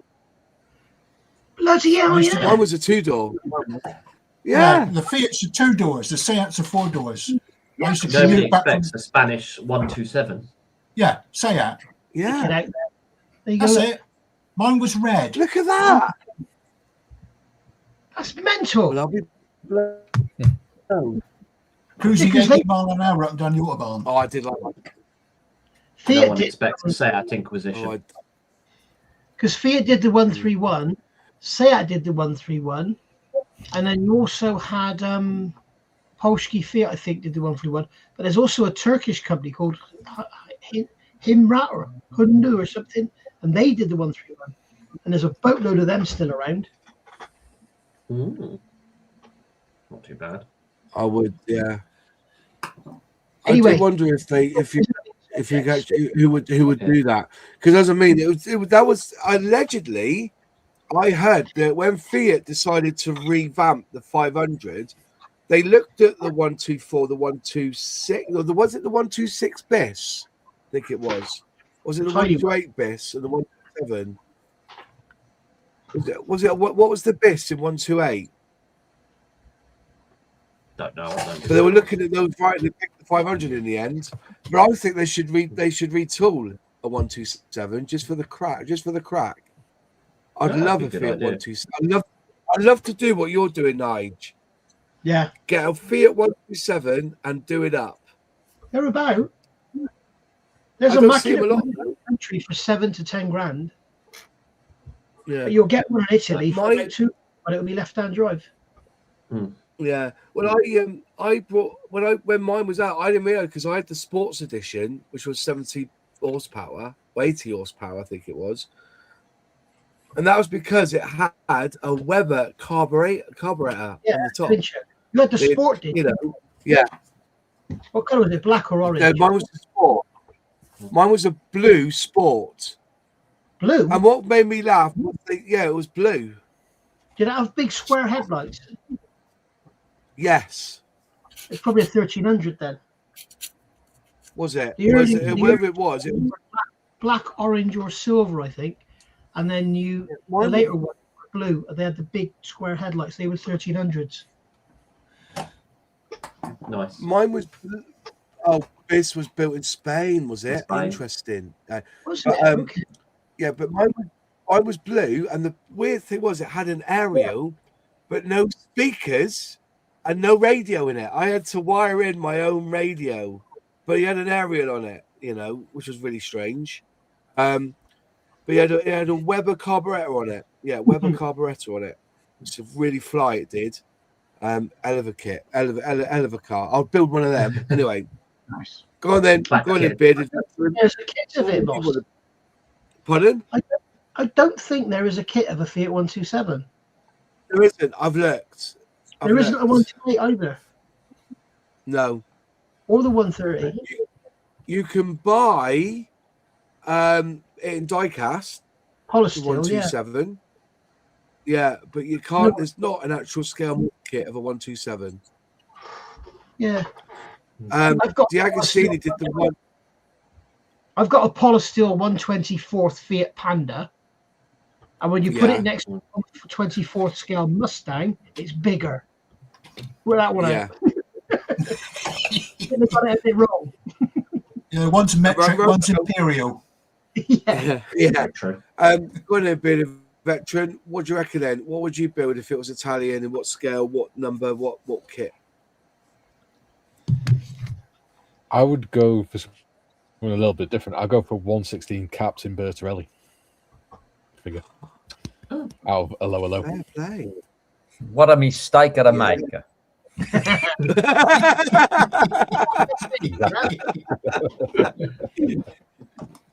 Brilliant. Who would build that then? Talieri? Yeah, Talieri would do it, doing the figures. Yeah. Italy. Italieri. You're doing it just to wind Nigel up now, aren't you?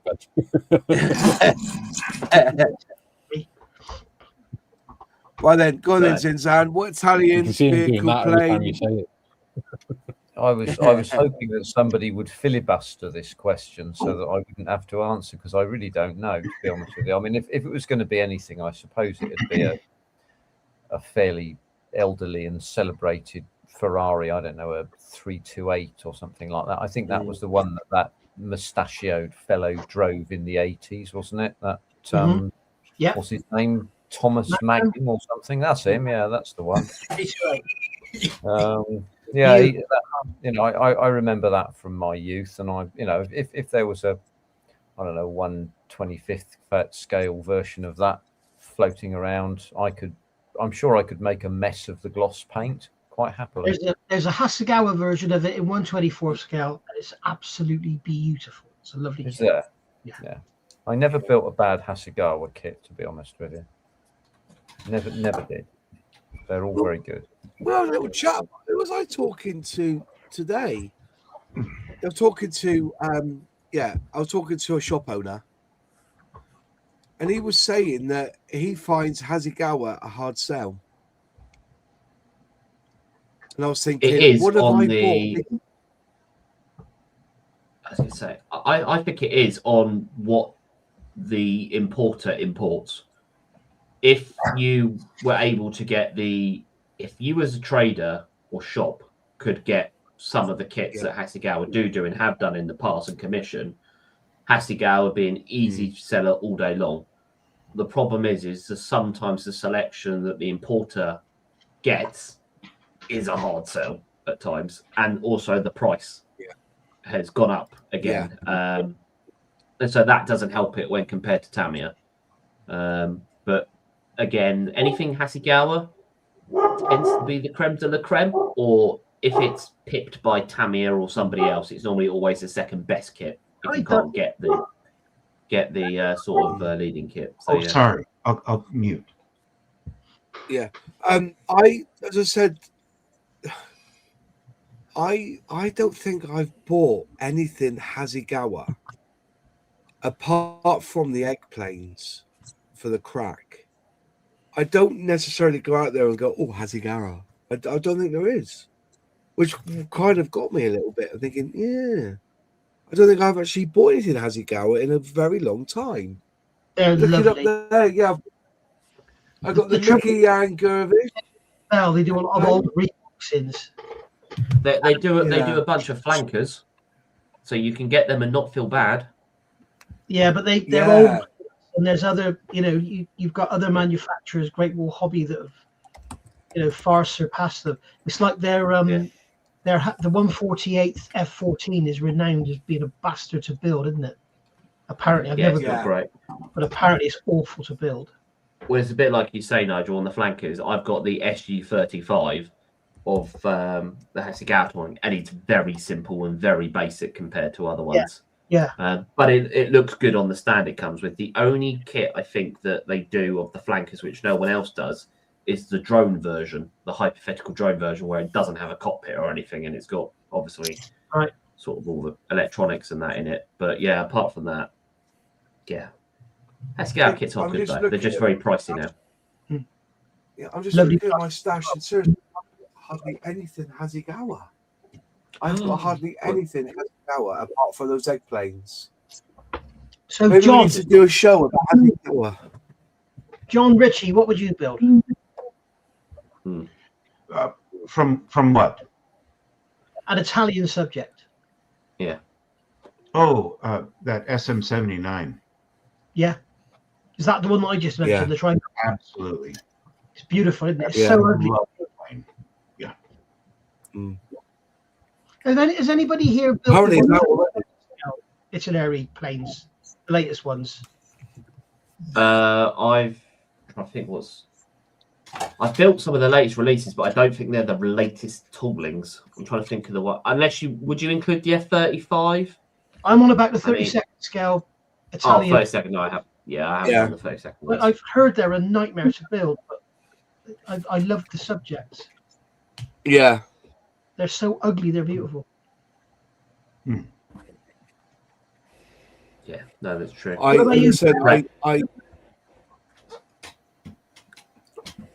Me? Yes. Yeah, you're Brett. Brett on here. There's the SM79. I got the Special Hobby version and the Edward reboxing of the Special Hobby version. Right. I'm going to build in 48. Those are really nice. So you're a fan. And then I'd like to do a Ferrari F1 Marlboro logo car. Ooh. If I could find one. So those are the two Italian ones I would do that. Italian don't do a lot of Ferrari stuff, do they? No. Don't do any. License costs. Yeah. Sponduli. I'm glad That's they don't. Shame, isn't it? They're awful. It would deserve it. Is it Tamiya that do Ferrari cars? Not anymore. Tamiya had the license for some of them, for a few years. Yeah. Yeah. Tamiya, which is a shame. not Tamiya, Tamiya have just released a 124 scale 1976 F1 Ferrari. It's about £210, I think. Oh, It's absolutely amazing, and it's 24th scale Formula One car in 24th, which is unusual. Is it Nicky Lauda's the 312? Is it that one? I don't think it is. No, I haven't got the page open anymore. I'll let you know later. So you're going to have to really want that, aren't you? For that sort of money, yeah. But apparently it's a masterpiece. It's got thousands of parts, and Is that Edward? It's got. No, Tamiya. No, I'm so sorry. I was Brett was talking about Special Hobby the SM79, right? Yeah, and then Edward did a reboxing of it. That's what it is. Okay. Is the special hobby kit nice? Yeah, it is nice. I mean, it's a short run kit, so there's not a lot of attachment points, but it's very nice plastic. And it's got a lot of detail, and it's got some 3D parts in it, or 3D resin parts in it, and photo etch in it. And Edward adds some extra stuff in it. Oh, nice. I don't know if you can see it, but this is the boxing of the Edward one. Edward reboxing of it. It had the very nice imagery with it. Brett, do you have that in your shop? I do somewhere. I was just looking for it a minute ago. Let me check and I'll let you know. I think you've got a customer, Brett. I think you've got a customer. Yeah, exactly. John buys stuff from me all the time. And he's stateside too. Yeah. Definitely. No, I buy stuff from Brett. If I was in America, Brett, I'd buy off you, mate. If I was in America, I'd buy off you. You're not my local model shop, but I'll buy off you online. You know what I mean? Anytime. Brett has really, his pricings are fantastic, and the shipping is actually pretty cheap, and he ships it quick. Yeah. Do you manage to beat Squadron, Brett? Yeah, actually, I do. Wow. I don't have a corporation I have to worry about or employees. Right, okay. Yeah. I love Squadron, but I just, I'd go for a Lamborghini Countach. Oh, classic. Yeah, and then I'd go for the bike that I had before I replaced it, an Aprilia RS50. Do you know what? My dad had an Aprilia on his boat. Used it as an anchor. It was great. Well, I got a bit. Mine broke down from time to time, but it was great fun to ride. Yeah. Oh, good. I remember years ago somebody offered me a 1600 Ford Crossflow engine. And I said, no, it's okay, thanks. My garage door stays open on its own. Very good. I mean, like, these days I say, yes, please.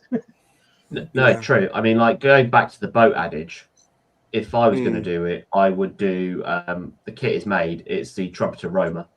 And I would do it as a diorama of the Fritz bombs hitting it. Is that a 1-3? 350, yeah. So is that World War II? Yeah, World War II. So yeah, the Vittorio Veneto, I think they were class battleships. There were 3 of them, and when Italy surrendered, or swap sides, whatever you want to say, they were taking them out from the north, and then obviously the Germans went out to sink it and punched several holes through Roma as it was staggering away, and then one of the final Fritzettes went through it, and then it killed over and is now at the bottom of the Mediterranean. But yeah, I would want to do Roma if I was going to do an Italian subject, if I could choose. So for that or Taranto. Yeah, Taranto would be good. Again, the Italian Navy, is it Regina Marina? I'm trying to think how to say it.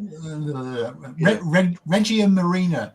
I keep thinking. Yeah, Regia Marina. Yeah, the Decimale or my memory. Why do they have red and white diagonal stripes on their forecastles on most of their ships? So the Italian Air Force doesn't bomb them. By mistake. By mistake, because the Italian Air Force and the Italian Navy didn't like each other. Is that for sailing away?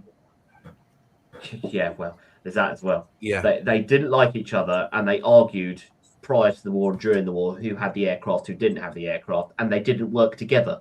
So, for example, in the invasion of Crete, Malta, and trying to stop Malta, the Italian Air Force did not talk to the Italian Navy.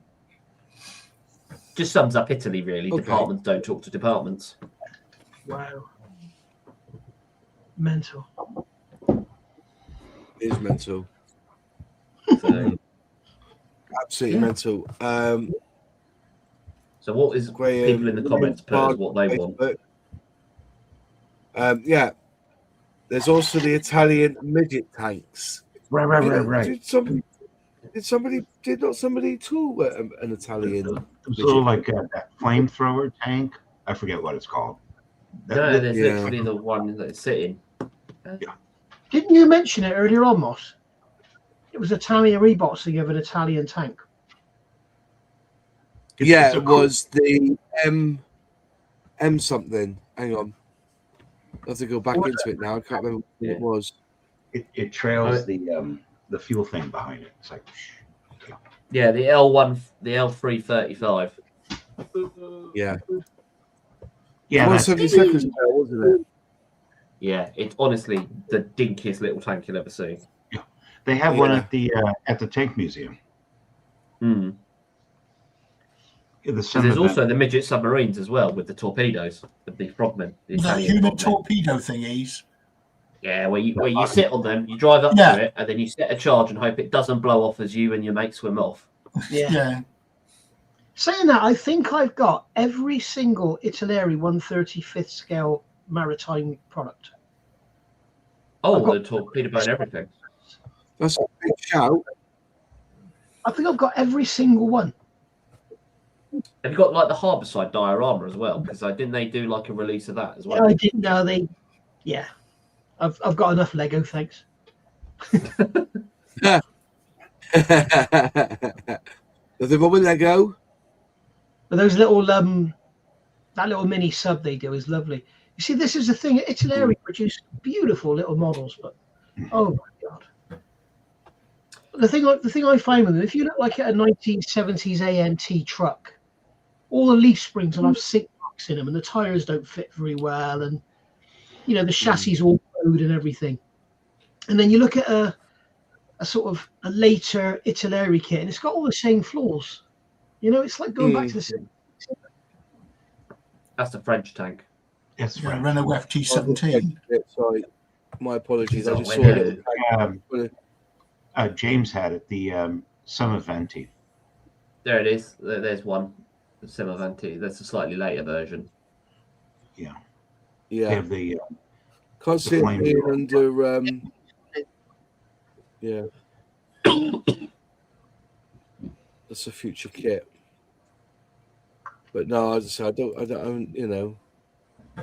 I mean, Italieri do gnarly kits, I have to say, at times, especially some of the armor and the actual Italian subjects. That 24th scale Willys junk. Yeah, we did say that. That full gore looks quite nice, though. Yeah, that's great. We are tempted by that. Is it Fulgore? Fulgore? No, Fogliore. Sorry? Fogliore. Fogliore. Y. Yeah. The L and the G sort of merge into nearly like a Y to some extent. I think when people say Lancia. I mean, Lancia, I think would be said Lancia. It's Lancia. Yeah, Lancia. Yeah. I have to it's a ch sound. Yeah. It's like Junkers it's not all, Junkers is Junkers. Y, not a J. Junkers. Yeah, it's not Junkers. Yeah. Oh, look, a Canberra. Was it released? Yeah. It wasn't released. Oh, okay. It was never released. Nor was that LI2 by the looks. Jolly Green Giant that you were looking at. Yeah. Where's the Jolly Green Giant? Jolly Green Giant that you were looking at before was. Yeah. That was originally the Pavlo 3 tool. Was it? Italeri, which I've got in the next room. Yeah, so I've got the Airfix one, which I bought. It's in a sealed box. I'd love to. I think that needs to be re-released. Goshawk, hang on. Sorry. Scroll down 2 seconds. Goshawk. Yeah, never got released. Oh. It never got released.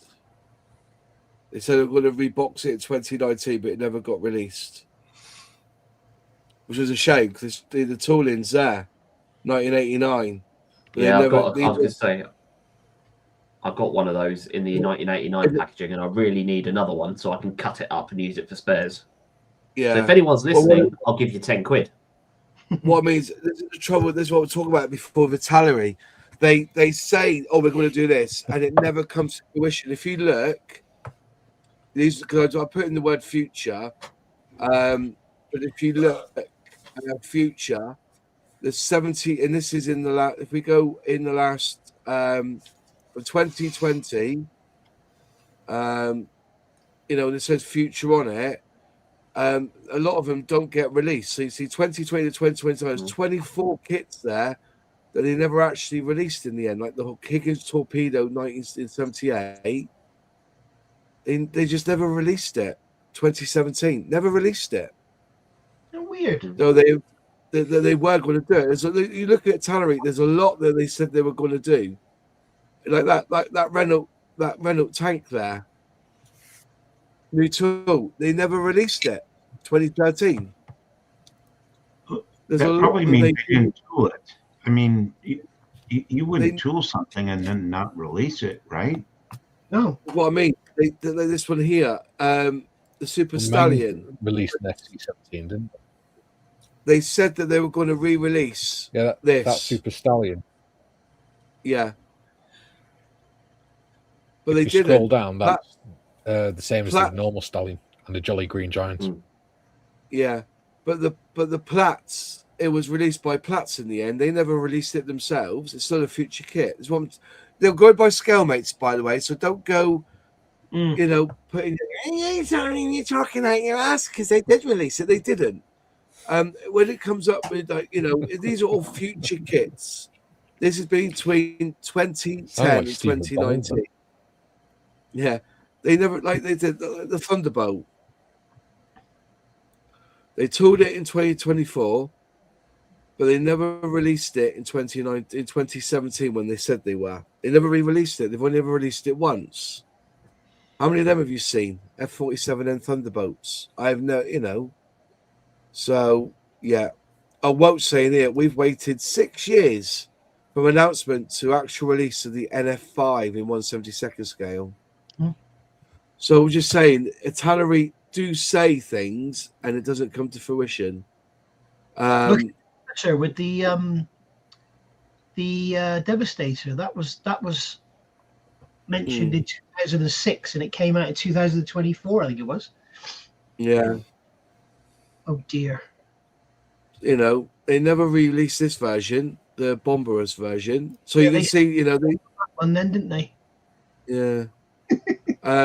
But that's just if you go to 2020 to 2020 now, and you can look at these are future. By the way, do me a favour, just while you're there, could you blow up the picture of that 131, please? The 131. Oh, hang on, I have to go back. Hang on. You had it there on the screen. Yeah, I know, but I've changed the screen now. Hang on. Don't worry about that. I just want to see the close-up picture because they're saying it's Safari, and Safari's got bash bars and that on it. Yeah. Which I've never seen on a kit before. Yeah. Should be new parts, so maybe that's another one that won't get released. Yeah. Hang on a minute. Which one are we looking at? That's the one there. Right. Okay. Fight. What? That one there, you mean? Yeah. Yeah, it's got the bars on it, look. On the front? And bars on the back. But I've never seen it's them. got new parts. So it should say new parts. Oh, it says new parts. Brilliant. This was new parts. But as I was saying, this here, if you go back on the screen here. Thank you, boss. These are all kits. Yeah, it's fine. These are all kits that they said that they were going to release, but they haven't done. So, like the Royal, this one here. Well, that Napoleon's coming out this year. They said they were going to release it in 2023, but they didn't. Now they're going to release it in 2026. So it took a while for them to do it. Yeah. The Dodge, this one here, this was last year, wasn't it? 2023. I want to say Zavesta took that tooling or did their own with it. It's like kids saying they're going to clean their room. Yeah. I mean, if you scroll, it must be a Zavesta tooling then that they did. Just go with it. There was a Max plastic model. It was. Crikey. Atari released it then. I can't see Zvesta here on that list. I've never noticed someone else's kit. Yeah, must be someone else's tooling. I've seen them work with Revell. They've worked with Revell on the Boeing 787, and they worked with Revell on the AN225. Yeah, the Antonov. Yeah. But yeah, I think I've that version there. I've got that in my stash upstairs. So cheap as well. Actually, I've got upstairs, downstairs. Actually, it must be around this. Yeah, the Dodge truck, the half-ton Dodge truck. That's the one I've got. Hang on, where is it? Half-ton Dodge truck. There you go. That's the bad boy I've got. There it is. Yeah, that's the one I've got. So that's a Max plastic model. That is. Wow. Which is something to do with Peerless Max. Peerless Max, they all, retooled it. Anything with Max, it's the same company, I believe. So you got Peerless Max, Max Plastic Models, or Schreiber Max, all the same company apparently. Because Airfix released it as well. You see, right? The Dodge Command car. That's a different truck. There you go. That's the one. I've got that one there. I've got that, but as a Talon. Wow, you surprised me. You've got an Airfix kit in your stash. I've got one or two. Here you go. Not helping the rumours. No, he's not. They all fall down on me. They got piled up here. There you go. There it is. That was originally boxed by Airfix. That's why I've got it. So I couldn't get an Airfix version, so I got paid up for it as well. They're quite rare, them ones now. That is actually a Talieri, isn't it? Yeah. Peerless Max. But what Moz might do is he might print that picture off and then stick it over the box art of the Talieri. Yeah, but I know we'll stick it on the box with. I got told to download the Airfix instructions for this because the Italian instructions were crap. But yeah, so that's basically it. It's a Dodge personnel carrier, and it's a Tallery, but it's actually Airfix reboxed it as well. And the thing is, though, is that one thing I will say, you wouldn't seeing the age, those decals are absolutely perfect. There you go, made by Cartograph, that's why. They are made by Cartograph. Realised by Cartograph. Didn't see that at the bottom. Oh, really? Yeah. There you go. There you go. Peerless Max. Anyway, on that bombshell, let's get rid of this. Let's get rid of it. Come on, go, remove. There you are. Brilliant. Well, there you go. We've had 2 hours talking about Italian, trying to mix it up a little bit. Again, I've always said this. If you send me an email of ideas for subject matter for this show, let us know. Again, it's all good. If anybody has any suggestions, I'd also think that we're all about Airfix. The industry's going. Have you noticed that at the moment, Revell and Airfix, they're kind of going down this kind of, more so Revell than Airfix, down this sort of toy route, with the Airfix with their flowers, and Revell are all this toy stuff, and like bookends and all that sort of stuff. And whereas the Chinese manufacturers, they're sort of staying with the serious scale modeling sort of thing. I will caveat that for next week, but I will say Revell have always been a company that will do other things than scale model kits. And if you look at Tamiya, look at the stuff they've been producing.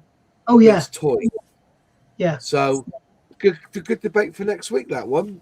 Hopefully you'll order your flowers for yourself there, and I'll order you a set, Nigel. I'll get you some pink roses from you. Are blooming joking. Anyway, thanks Brett, thanks Ben, thanks Izan, thanks Barry, thanks Joanne, thanks Mike, thanks Nigel. We'll see you next week. Have a good one. Take care. Bye bye.